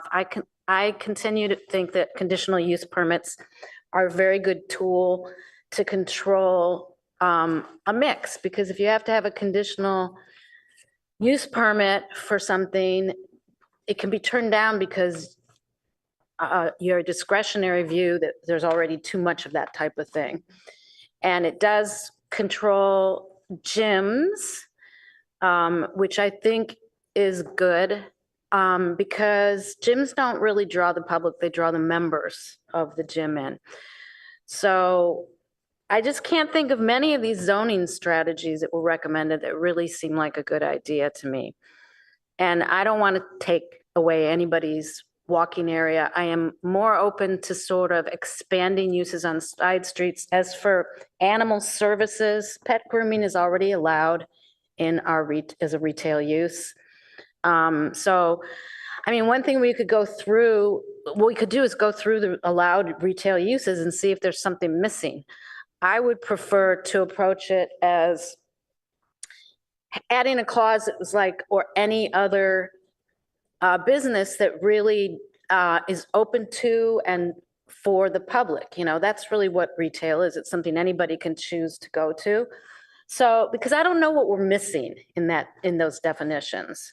So I think a broad discretionary clause like that could be useful. We no longer, and as to, somebody mentioned something, I forget who, about if there's not the ground floor retail requirement, I don't understand what's going to go on the ground floor. There's also a huge vacancy in office space. And so what would go there?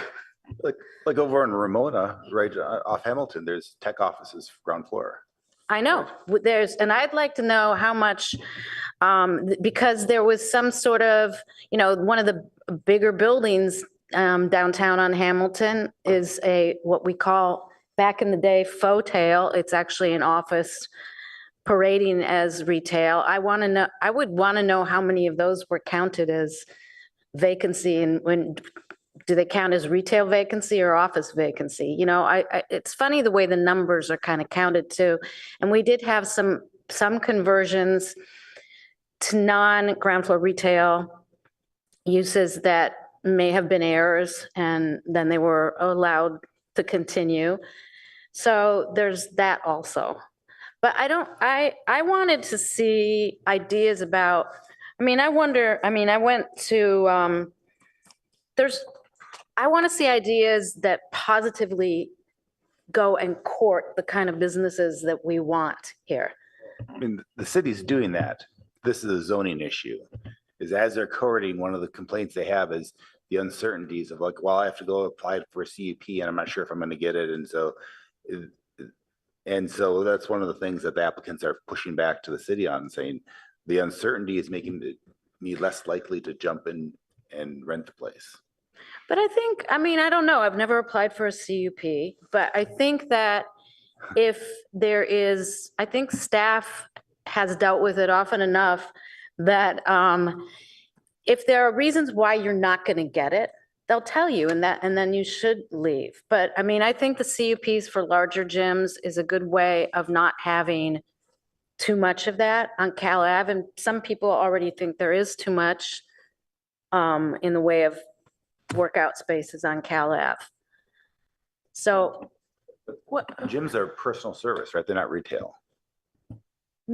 If they're retail-like, they're allowed in ground floor. Have we thought about, I'm going back to what we're all saying is we wish there was somebody curating and cultivating and courting these people and that already have a set expectation of permission already granted. What we're talking about is a management company or a management service. Is that something we can, as a city, do? Yeah, this is part of the discussion from last night that I deliberately skipped today. Sorry. But perhaps that was a mistake. For a good part of the meeting, Steve Gualiardo, who's our economic development person in the city manager's office, attended. And it's clear that a lot of these issues are those balls are in his court. But we discussed a number of possibilities that council could pursue as well. They're simply not within the purview of the PTC. So these things are going to get looked at, and there is a person who is in charge nominally of making sure that they get looked at.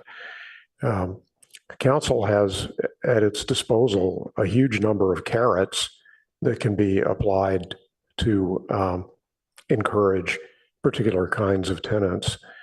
And I think it would be well for us to suggest a few of those, but I sort of doubt that we're coming up with anything that they haven't already thought of. But still, your point is well taken, and I just wanted to be encouraging that yes, people are thinking about it. It's not getting lost. It's good to know. Thank you. Yeah, I just want to make a couple of quick comments and clarifications. So when I was speaking earlier about formula retail, I just wanted to be clear.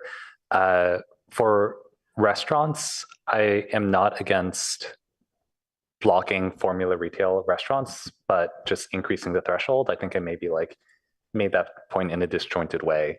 For example, Coupa Cafe apparently has 9 locations, and if they had one more, they would not be allowed to open on Cal Ave, but they're a hyper local business that has a lot of character. And so restaurants can be allowed up to some pretty high limit, I think, that still has character, and certainly something more than 10. For other areas, I haven't thought about all the uses, but I'd also be generally very permissive of, or more permissive of formula retail. I think CUPs are incredibly painful for businesses to actually pursue, and I think it's a really strong disincentive from even getting a proposal together.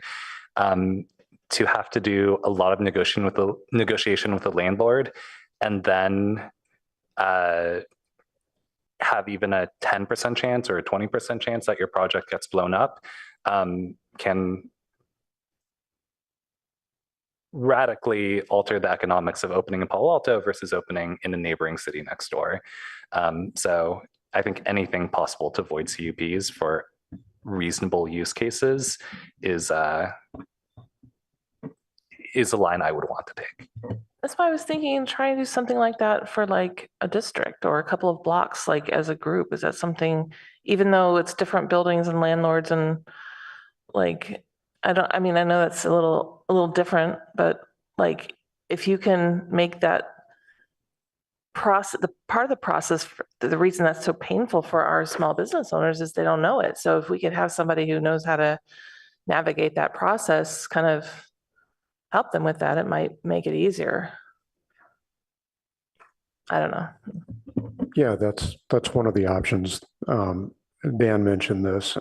I think some of the others of us described it as well. The spiritual successor to the what uses where document.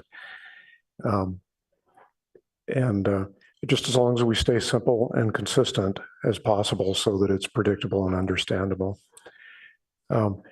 I'm amused by the discussion about formula retail restaurants, because I've been around here long enough that I remember generations of these things coming and going downtown. How many people here ate in the Burger King on University Avenue? The Togos, the Round Table, right? So these things existed, and yet somehow the local restaurants managed to survive and even thrive. So I'm less worried about that than I once was, just because of remembering the history here. Well, at any rate, to try and bring this to some close, we need to move on to other things. I guess what my thinking is that Commissioner Rectal and Vice Chair Cheng and I need to take what you've just told us and make a pass through the code and come up with some, at least some pointers to the areas that might be fruitful. And then we can consider suggesting changes in those areas to council. Does that seem like a good next step? Yes. I think so, because unless we just want to react to the slide that Ms. French had up, hoping we would look at it and we didn't and talk about it. Unless we want to react to those 7 bullet points or whatever, however many there are, 5, I forget. I'm looking for it. But we could do that and give some direction to everybody. What I think I want to understand what you guys are thinking. So when we're in our group, we're not in our tiny little group without taking your opinions into account. So any guidance that you can give us by saying, oh, not that one, or yes, I like that one. Okay, here it is. So I would say that there is a considerable interest amongst the group in number one, not to eliminate it, but to find a way so it will be more usable. I didn't hear much interest in 2. I think 3, the interest. Well, but 2, could you broaden that? Should we look through the list of retail, not tonight, but look through the list of retail and propose perhaps adding these categories? We think that these categories in a ground floor of retail would not ruin the retail vibe. I guess that would be useful, but we'd have retail, what's allowed is retail and retail like. So, and there's a lot of things like pet grooming is allowed. That we need to understand clearly amongst us all. Limiting number 3, I didn't hear any interest in that based on region, district or whatever. And that maybe there's interest in having more leeway on side streets like the council decided to do downtown. I don't know what lower relief standards means.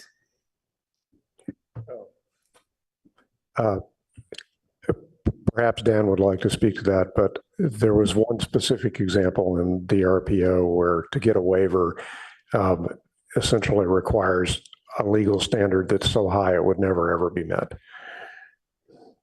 And that seems like low-hanging fruit. So like somebody couldn't rent this property ever because it's this way that's not, it's zoned in a way that's not popular anymore and they can't change it. Oh, that way. Yeah. So I wasn't sure what that meant. It's to allow broad and allow more waivers from the ground floor retail. I'd have to think about that. I didn't know what it meant, so I didn't review the waiver process. And simplifying the zoning code to make it more user-friendly is a whole separate thing that I don't think we were specifically being asked here. And I think Commissioner Aiken sort of said that also. And if anybody else has comments on these 5 things. I just want to correct the record because I said that Town and Country is mostly not these formula places, but they do have a CVS, so. They have a CVS, a Trader Joe's, a Pete's. And I don't know how many Sur La Tables there and are. a 40% vacancy rate. Dang it. Yeah. But I like to go there. And so I'm still trying to say the destination idea is fine. And what I'm trying to correct is it does tolerate some of this formula retail use. Exactly. I think it's mostly formula. And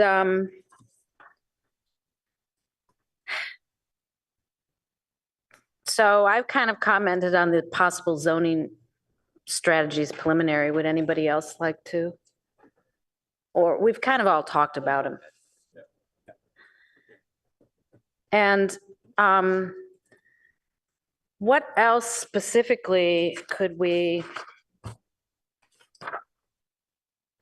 It's hard to discuss simplifying the zoning code without having the zoning code with red line and additions in front of you to compare.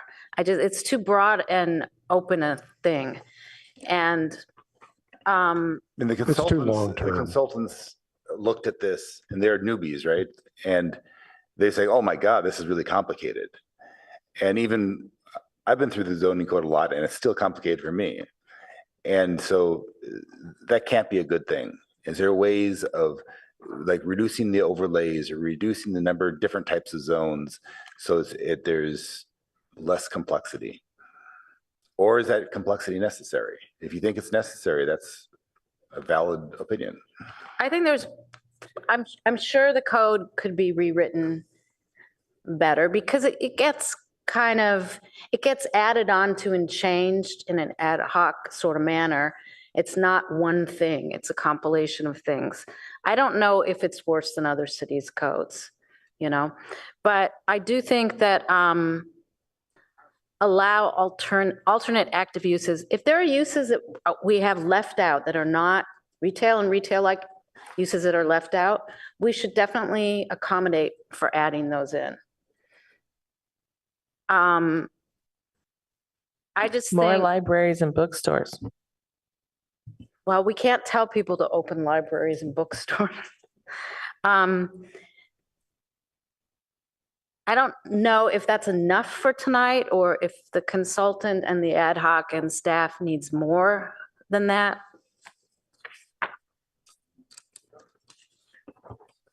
Speaking only for myself, yeah, I think we have enough to work on. We can do something useful and be ready for another round. Okay, that's good. But we don't want to go open loop and propose something that you're drastically opposed to. So getting your opinions is very valuable. Okay, thanks. Mr. Weary, is there something else you would like our specific feedback on this evening? I think we've actually made a lot of progress here. I think, when we start to kind of record it and we've been taking good notes, there's quite a bit to go on it. That is guidance, and that's good. So I think you've made some real progress. I'll just loop back to the last discussion quickly on simplifying the code. Under that category, there was a couple of items there. One was what Alan had mentioned about that's the relief standard. You do have a relief standard in there, which is the alternative active uses. That's a reasonably good standard. One of the things you could do in terms of simplifying the code and or lower the relief standards to be more reasonable. The other standard that was in there, by the way, is an unconstitutional taking of all economic use of your property. That's an impossible standard. You don't want to go there. I'm just advising you. That's not a good standard, threshold. That's the ultimate, it's life or death. It's existential. The alternative active uses is a typical reasonable hardship standard is the parlance. There's other provisions in there that how do you prove that? Your code says, well, you need to look at 10 years of history.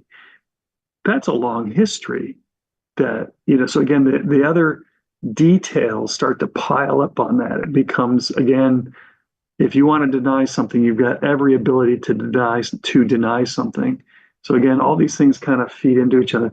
So there's opportunities there to lessen that up. And we can get into more details perhaps with the ad hoc committee. In terms of simplifying the code, one of the examples that I suggested was kind of those use tables. I think Alan had mentioned that and Keith had mentioned that as well. That I think is a great starting point. You can do that. We've already started that just for our own understanding of the code. And I think that's something that can be done relatively quickly. That'll pay dividends, again, for staff and property owners and applicants, and will lead to more specific changes. When you look at the code through that lens, you'll see gaps and conflicts and inconsistencies as we did. And I think that's a good method. So I think that would be a recommendation in terms of simplifying the code. And then with any other provisions that you're looking for, again, that simplifying the code in general, great idea. I'd make that a recommendation. And then you can get into, well, how do we implement that? And again, as I mentioned, there's a couple different ways. Any other amendments that you make, again, keep that same thing in mind. You want that certainty, you want that ease of use, and simplify wherever you can. So let's not add more complexity to the code. Let's make it simpler. So even if you're looking at formula retail or the ground floor R or GF modifying districts, think of it that way. Hey, maybe we can simplify that. There is redundancy, for instance, between the RPO and those R and GF modifying districts. And then, as was pointed out earlier, there's kind of the inverse, which is the restrictions on office uses. And they're all kind of circling and competing and working together. So there's opportunities there to simplify. One other thing that I think, Chair, you had mentioned that I specifically noted was, in terms of the permissible uses, the retail like, focusing on other public, uses or uses that are open to the public. And that's an approach that has been used elsewhere. So rather than trying to define each and every type of use, that again, uses come and go, they evolve. Focus on the outcome that you want, which is you want activity. You want people going in and out of the door. You want to have a use that drags or generates pedestrians past the doors of the other businesses. So you have that synergy there that adds to vitality. Just as an example, the city of San Diego has certain streets and districts that they require a certain amount of active street frontage. And they give examples of uses, and it's much like your retail and retail-like, but the standard is, does it generate that activity? And that's very similar to what Chair, you had mentioned about, is it generating that open to the public? Is it generating that traffic? That's something I think that, would be a relatively discrete, easy change that could open up, flexibility into your uses and kind of, mitigate against some of the other restrictions where you're trying to be so precise and you're never going to get it right. If it's only this use and not those uses, there's always going to be some use that falls through the gap or doesn't quite fit the interpretation. So I think those were just a couple of things maybe we can follow up on with the ad hoc together. I think those were good opportunities. So. Okay. Is that enough for us for this evening? Does anybody have anything to add?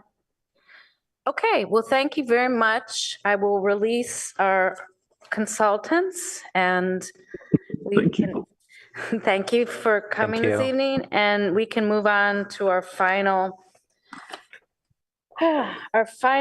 item, which is the Palo Alto Link evaluation and report.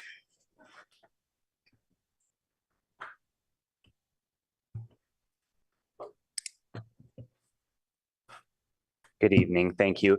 I'm actually going to be turning the presentation. I did it again. Philip Cami, Chief Transportation Official. Sorry. It's been a long week. But I'm actually going to be turning the presentation over to Nate Baird, who's our Transportation Planning Manager, who will be giving this presentation. Nate, are you there? Hello. Good evening, all. Good evening.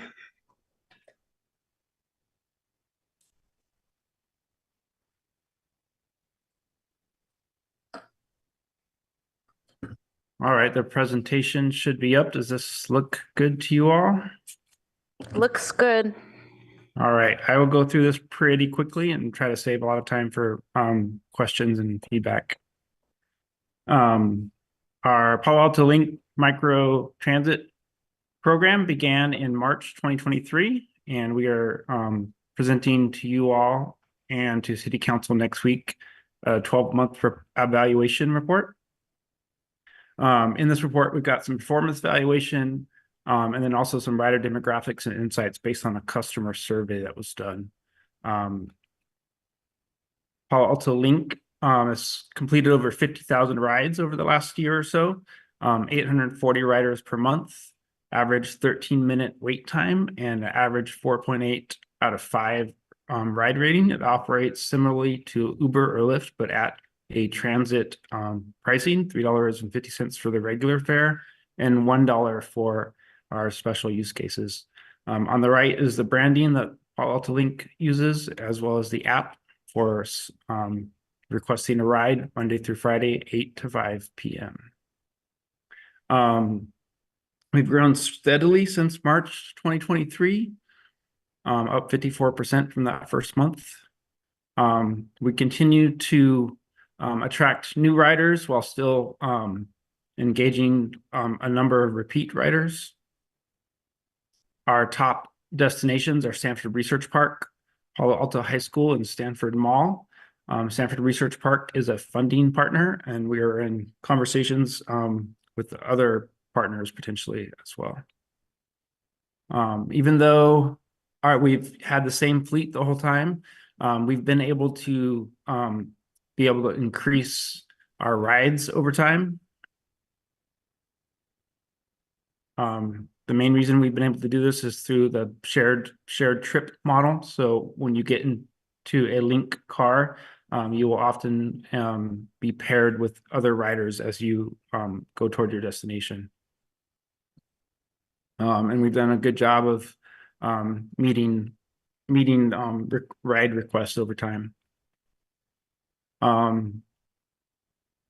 Although some riders have had wait times up to 30 minutes, most of our rides, over 77% of them, are below 20 minutes.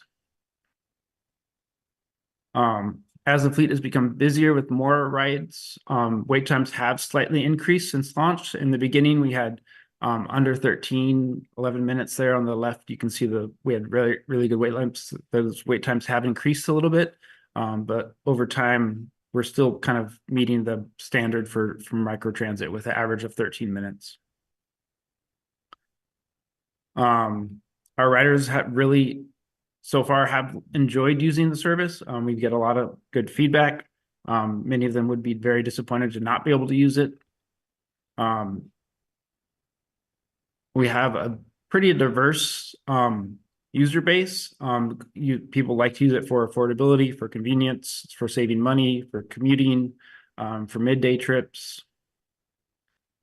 We have pretty diverse employment status and age. So we're serving commuters in the morning and evening hours, and then during the day, we have a great number of seniors who use it, as well as students and other folks. And we're also just kind of 40% of our riders, over 40% of our riders are using the discounted fare types. So we have $1 fares for disabled, low income, youth, and seniors. And for seniors during the day, it kind of gives them an extra independence and helps many of them not have to rely on their own vehicles to do day trips. It also makes it possible for some folks to live without a car in Palo Alto. It links them pretty well to transit. And for folks who want to live without a car, Link gives them access to most of the addresses in Palo Alto. It's also, a much better option than Uber or Lyft, because Uber or Lyft still is just a personal vehicle, personal trips. For a while, Lyft was providing shared rides, but they got rid of that option in the last couple of years. So shared rides are a much better usage than the single passenger rides that Lyft and Uber use. In terms of the feedback from the public, the biggest requests are that we would start sooner in the day and go later in the day, and then potentially to add some additional destinations just outside of the city. Our busiest times are 8 a.m. to 9 a.m. and 5 p.m. to 6 p.m. And so we know that we could pick up a few more commuters and be a bit more efficient if we had a slightly longer day. So that concludes the presentation.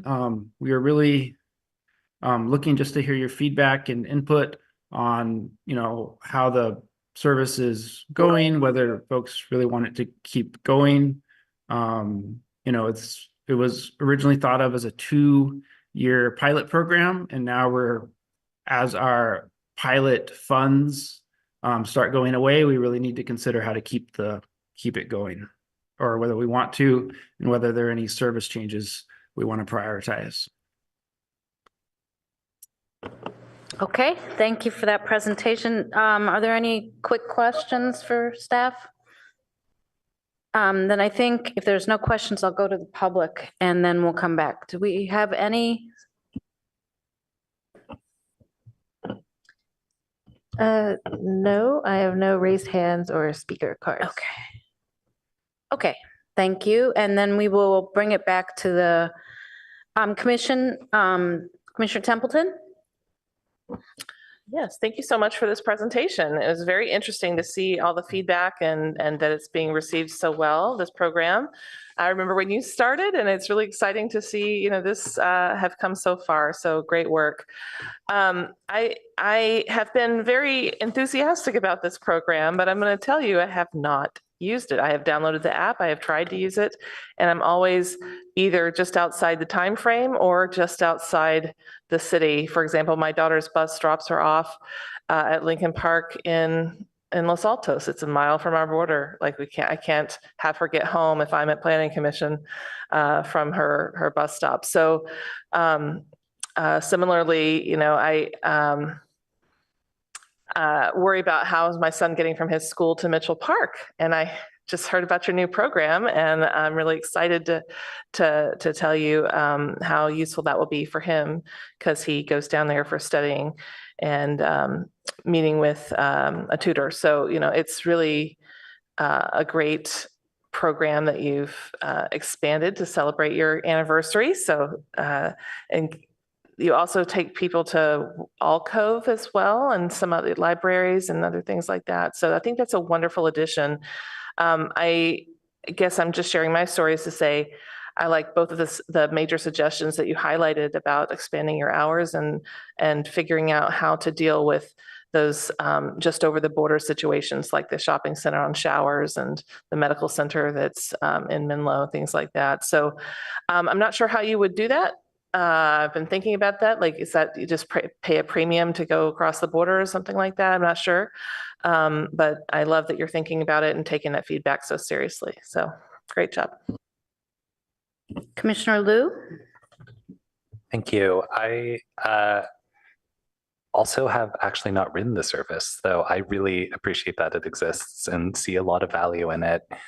I had several questions, and I'll try to combine that with some quick comments. So firstly, I know when this was discussed about a year ago in council, there was some concern about being accessible to all communities and having surveys and also just, well, I guess mainly surveys available in Chinese and Spanish.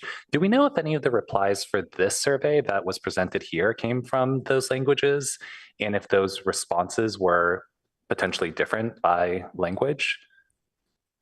I do not have that information right now. I can follow up with, we had our vendor do this survey for us, so I will follow up with them to see if we have this available in other languages. Yeah, I think confirming the availability of other languages would be good, since I know council specifically flagged that before, and you know, they may well ask about it again, so that I think would be useful information to have. And if we don't have it, I think that's certainly something we could try to improve in the future. Yeah. I also wanted to ask about the overall climate impact of this. Do we know what % of trips included more than one destination at a time?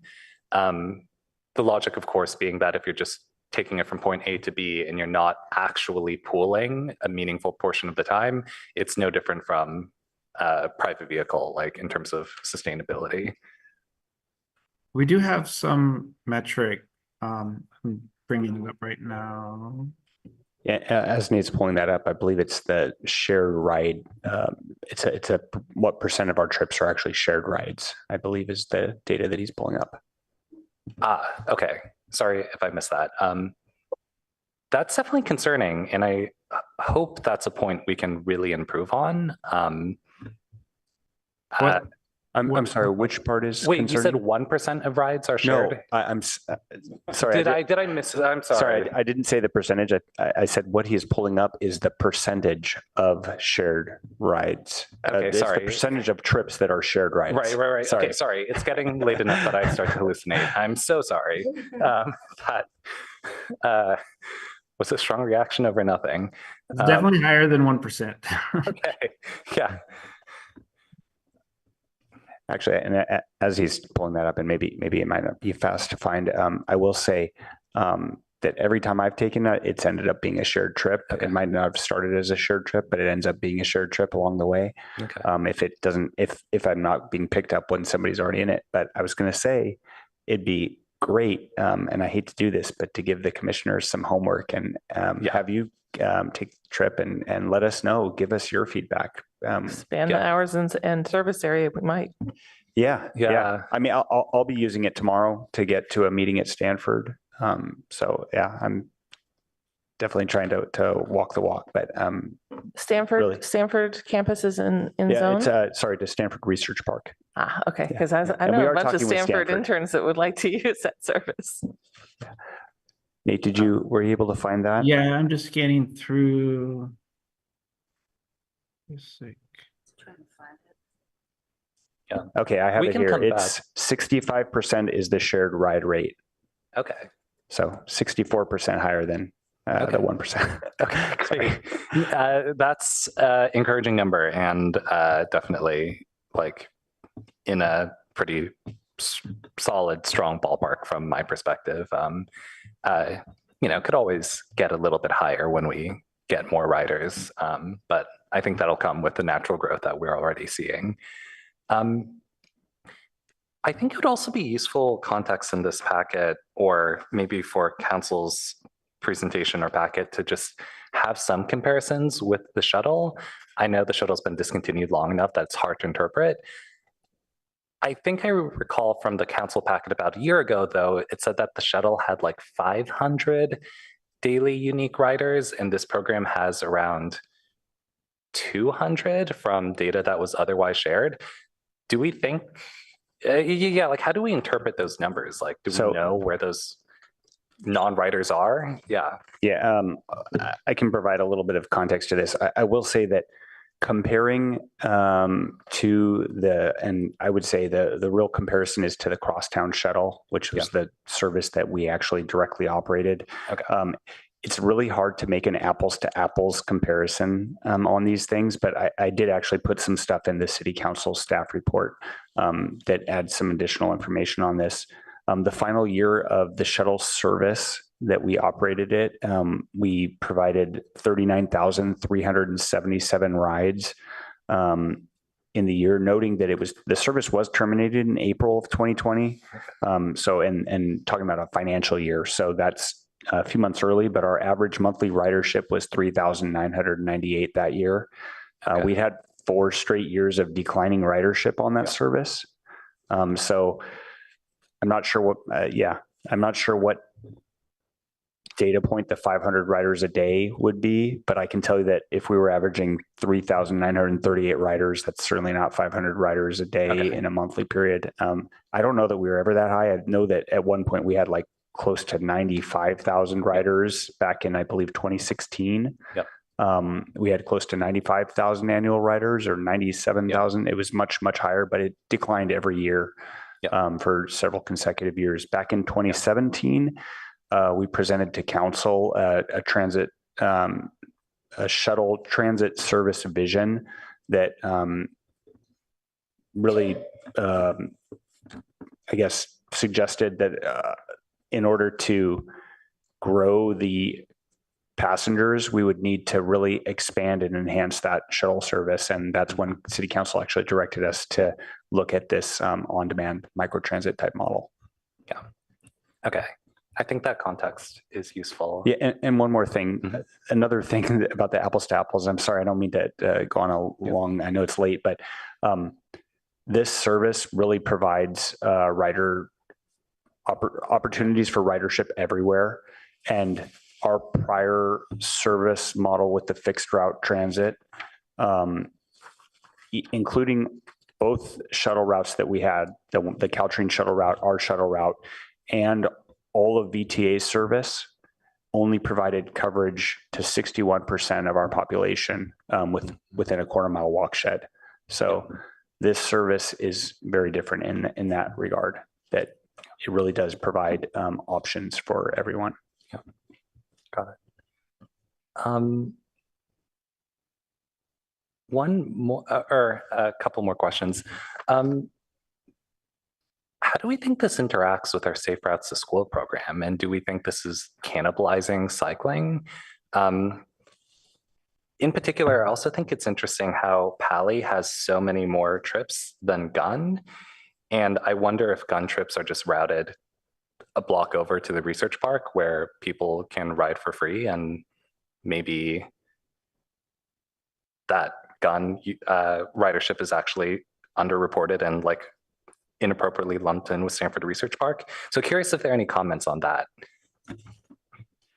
Yeah, well, that is something we're looking into, and we're trying to see if potentially we can do a specific survey in order to find out more information about, like, how would you take this trip otherwise if the shuttle service was not available, which is, you know, common question that we would ask for that. I'm not sure about I can't speak to whether people are inaccurately getting off at the in the Stanford Research Park zone. That's something we can look at, though. Based on the time of day, we could easily kind of determine that, and that's the kind of thing we could have our. That's actually one of the benefits of VIA. And I'm sorry, Nate, I'm not letting you talk at all, but that's one of the really great things about this as a service is it's really, really data rich. Yeah, I think that makes sense. And I will add anecdotally, I see 2 or 3 of these Link vans at Gunn every day. Okay. Like when I'm driving out or when I'm driving home, because I have to pass that to take my daughter to her stop. And actually, my last shared trip, I picked up students at the high school along our way. Do you know if you picked, like, if the pickup was inside the school parking lot or adjacent? Because it could be that the address of pickup is not the same address as the school. It was right in front of the school. Okay. Okay. I'm not saying that's like a super high priority threat to investigate. I know that was flagged as a council concern way back.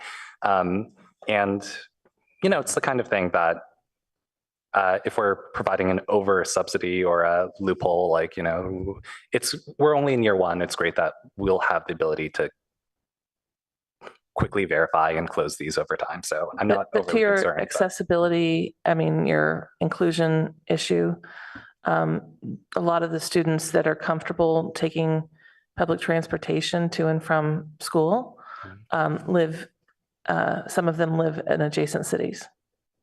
Right.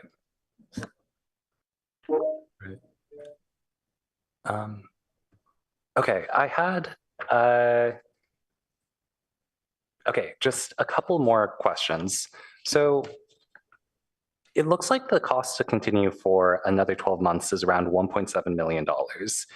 And so far, the city has spent around $1.5 million for a bit less than a year, but that includes, I guess, a $95,000 startup fee. It also includes presumably like the capital costs of the actual vehicles.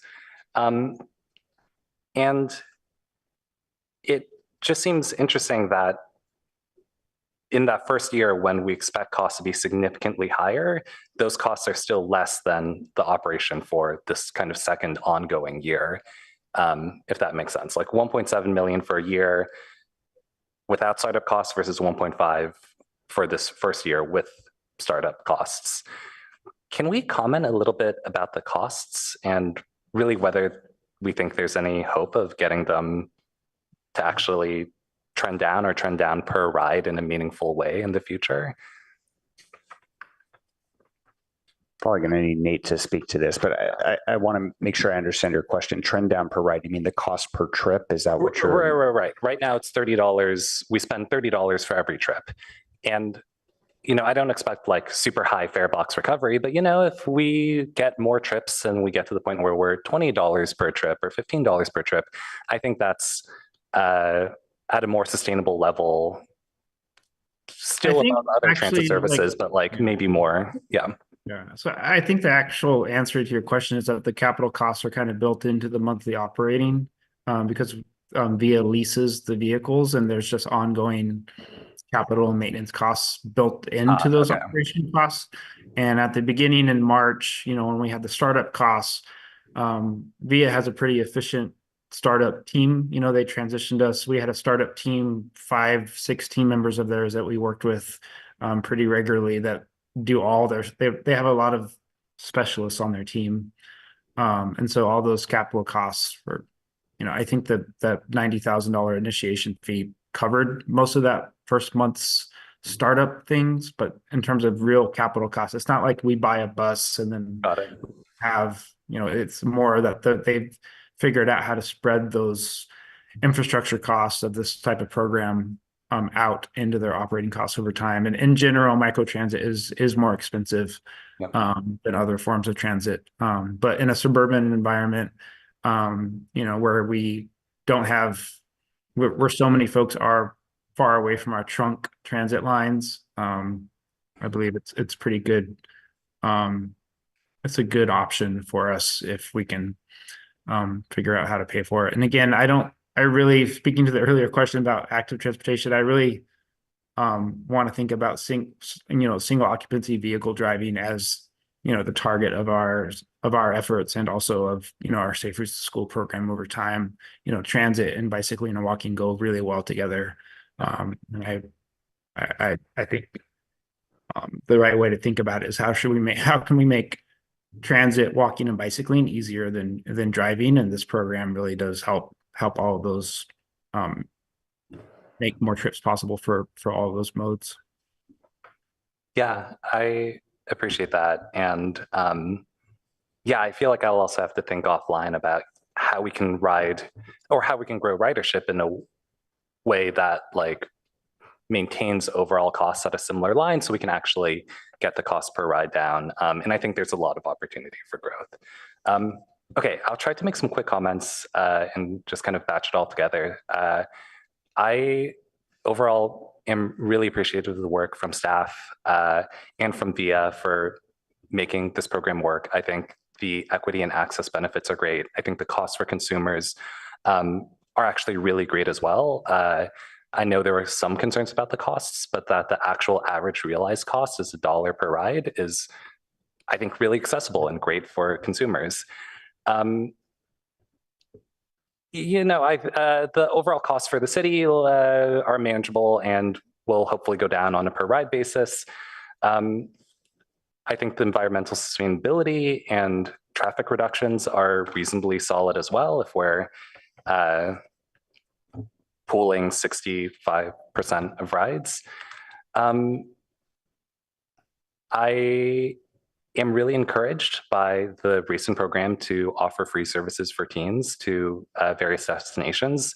I think it's really exciting, and I think in the years to come, we can find other opportunities like that where we have really targeted and focused benefits that we can unlock through programs like this. A few general points that I don't have the answers for. I do wonder how to make this more successful with Caltrain. We want it to be last mile. Caltrain's only 2%. I realize it's probably pretty hard for you to get off a Caltrain and have to wait anywhere from 5 to 20 minutes, and you don't really know how long it'll be in advance. I don't have the solutions, but I think that's significant opportunity, and maybe also a challenge just in terms of actual last mile connectivity. I would also love for us to explore a partnership to expand not just the Stanford Research Park, but Stanford overall. If Stanford was willing to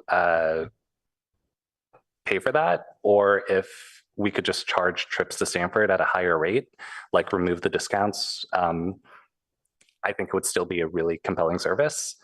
One last kind of more detailed note, looking through the data, which was also awesome, and thank you, by the way, Mr. Baird. Well, actually, I do have a couple of nitpicks. I'll email you offline about the data, but it seemed like we had 700 plus canceled or no-showed rides per month, and that was a pretty significant percentage. I forget, like 15-ish% of the overall rides. I feel like that's a pretty significant margin to inconvenience people, waste some vehicle miles traveled, and maybe there can be some penalty or like either financial or like a 1-day lockout from using the service if you cancel or no-show or something like that. So yeah, I appreciate the program overall. See a lot of exciting opportunities. Thank you. I just have to quickly respond to one of the well, it wasn't exactly a question, but the note about the Caltrain, I think one of the limitations that we see with Caltrain trips is they often would occur outside of our service window. So if you're working a normal, job hours and you need to you're leaving Palo Alto and you need to get to work, you're probably leaving before 8 potentially. Right. And you're probably coming home after 5. So that's the challenge is, this is one of the keys to the questions, or a lot of the comments that we received basically are, I would use this if it was, or I could use this more often if it was working in those hours. So that definitely makes sense. But I mean, if you work at the Stanford Research Park and you take Caltrain, arrive in Palo Alto at like 8 a.m., it's incredibly reasonable for you to take a Palo Alto link to the research park. But okay, you're right. You can take the Marguerite, but maybe there aren't too many other major employers where this would be a significant draw during commute hours. I'd have to think more about that, but yeah, that's a good point. But it is something that, you're absolutely right. It is something where we would love to see an increase in that, really that first last mile connection. Commissioner Aiken and then Rectoff. In fact, Commissioner Liu asked all the questions that I wanted to ask. So that was very thorough. Thank you. I'm very happy to see this. I think it's successful. I hope we can sustain and grow. And by the way, well done on the ride sharing percentage. That's very encouraging. Thank you. Yeah, 65%, that's really impressive. How do you do that? Is there a human dispatcher in the loop, or do you have software that does this, or? Yeah, I wish that I could have our contractor via speak to. I'm not sure if I'm going to get a text message telling me, but I believe it's by algorithm. It's done by algorithm. There is actually a person there that would take algorithms. Just that's a simple text, algorithms. But there is a person there that will take calls and will book trips for people if they don't want to use the app. We do have an app, as everybody probably knows, but there's a person there that will book the trips, and I suppose we'll manually add it into their algorithms. Okay, so in theory, you could have just drivers and a software server somewhere, and you could route everyone. There's no human required for the dispatch. So we have required a human because we want somebody that maybe doesn't have a smartphone to be able to do that. But yes, otherwise you're correct. Okay, yeah, I have elderly parents, and having that person on the phone is really a safety net for them. And how do you do it with rush hour? I would think that there's so much demand that you get 100 requests, and do you turn them down during rush hour, or what happens? So I think that's when you see the wait time extend. And so that's why if tomorrow when I'm going to the Stanford Research Park at 1:30, I'm probably going to get a ride that's going to pick me up very, very quickly here from City Hall. So that's really what happens is as more demand, the vehicles become more impacted. You'll have more shared trips that take longer or longer wait time. So if I try something during rush hour, it'll say like 40-minute wait, and then I can say, no, I don't want it. Is that how it would work? Yes, but I don't think we've had any 40-minute waits. I think the one outlier was like 30 minutes in the wait time, I believe. Yeah, on slide 9, I'm actually quite glad for slide 9, because when I was reading the report, it's given the mean, and mean really doesn't tell you anything, because if you get 9 trips that are 2 minutes each, and then you have a half-hour wait, that's a big difference. So this is a nice breakdown. But what I'm worried about is, does that tail go out further to the right?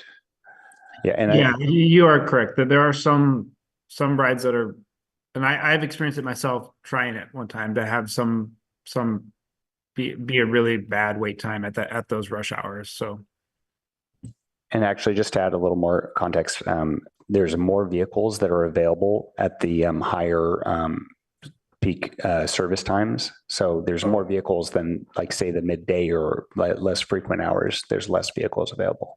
Okay. But when I book it, say I really should do my homework and do this, but if I book it, it says we think it's going to take 40 minutes, or I mean, how does the booking Yeah, it's process very work? similar to Uber or app. It tells Okay. you your estimated, ride time and all, or arrival time and all that, pickup time, I should say. Okay. Couple sustainability questions. Do we have EVs? On some of the pictures, they have Priuses, and they used to have Teslas, but I don't think we have Teslas anymore, do we? Yes, so we do not have Priuses. We have Teslas, and we also have Toyota Highlander hybrids. Those are our wheelchair accessible vehicles. Okay. I've seen them, yeah. Yeah, although we do have a grant and are looking to change all of the vehicles to EV in the future. Oh, that'd Nate, be I'm not awesome. sure. Did you want to speak to that at all?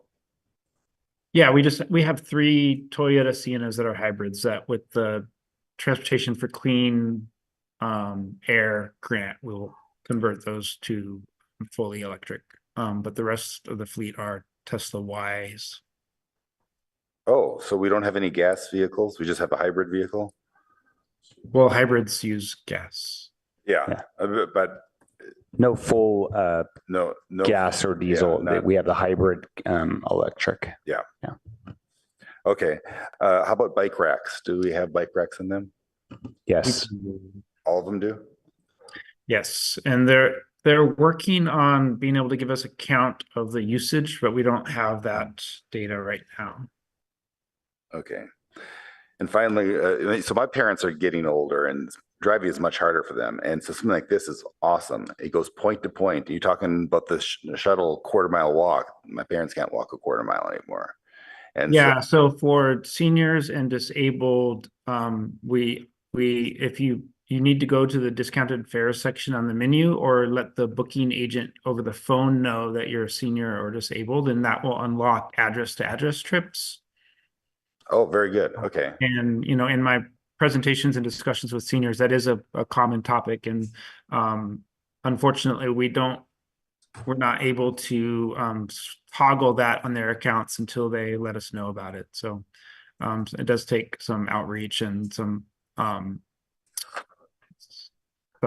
education in some cases. But they can toggle it on their own. Just to know, yes. they can go into the fares and they can go in and toggle it on their own. Yeah. Okay. I mean, the request that I see is seniors or people wanting to go over to, say, CVS in Mountain View or Safeway in Mountain View. And that's hard because your city is now paying to go somewhere else and pay sales tax in another city. But I could see like PAMF down in Mountain View. The Palo Alto and PAMF is so tight. My parents live in a county that does this, and if you're a senior, they go any medical facility within a certain radius, even outside the county, they'll drive you to if you're a senior. And maybe something like that would be a way of, and especially medical community would be something that would be fairly in demand. Yeah. Okay. Anyway, yeah, I think this is a really good program. I think it's worth the money. We can try and find the money and keep it going. Thank you. Okay, I will take a few minutes to thank you very much for this program. It seems to have been very successful, and I hope the city can continue to support it and also expand it and expand maybe some of the partners. So places it's going to frequently can participate. And it's great that you recently expanded the services to teens. I think anything we can do to help our teenage community is a great thing. So all in all, I think it's been really successful. I was very happy. And I agree with Commissioner Liu that it provides a really great service for some of our community that needs this kind of thing really badly. So it's great. And I see all these things working together to make our city more walkable and, so people have options. They don't have to get in the car every time they want to. So I am very much in line with my colleagues in supporting this program and wishing you the very best in your next year. It sounds like you would have, if you had more hours and expanded the service in some other ways, you would have even more, you'd be able to satisfy more requests. And So I don't want to take more time and just thank you very much and wish you good luck at council. I have you. one more last Okay. minute question. I'm sorry, I forgot to ask this. It's two parts. One is how you take minors from what ages? Yeah.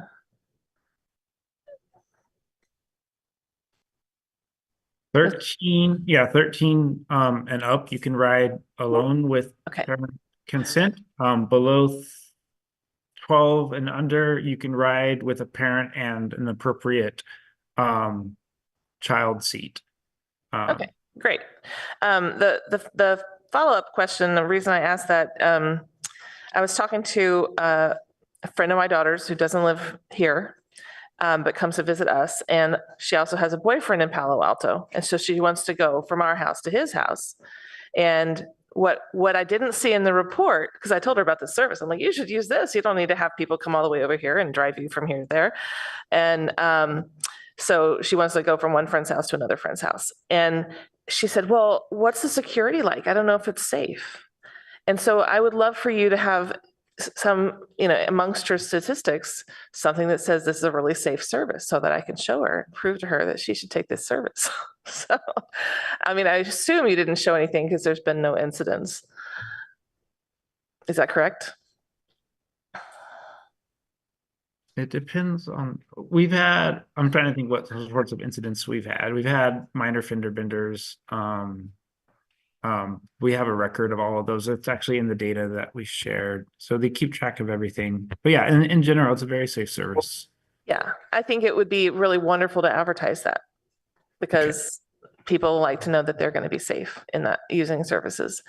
So I think, hopefully we can save a lot of parents from driving to their friends' houses and get people to use this service. Thanks. Okay, thank you very much. And do I have any additional comments or questions from my colleagues? Good job. No? Okay, then call it a wrap. Thank you.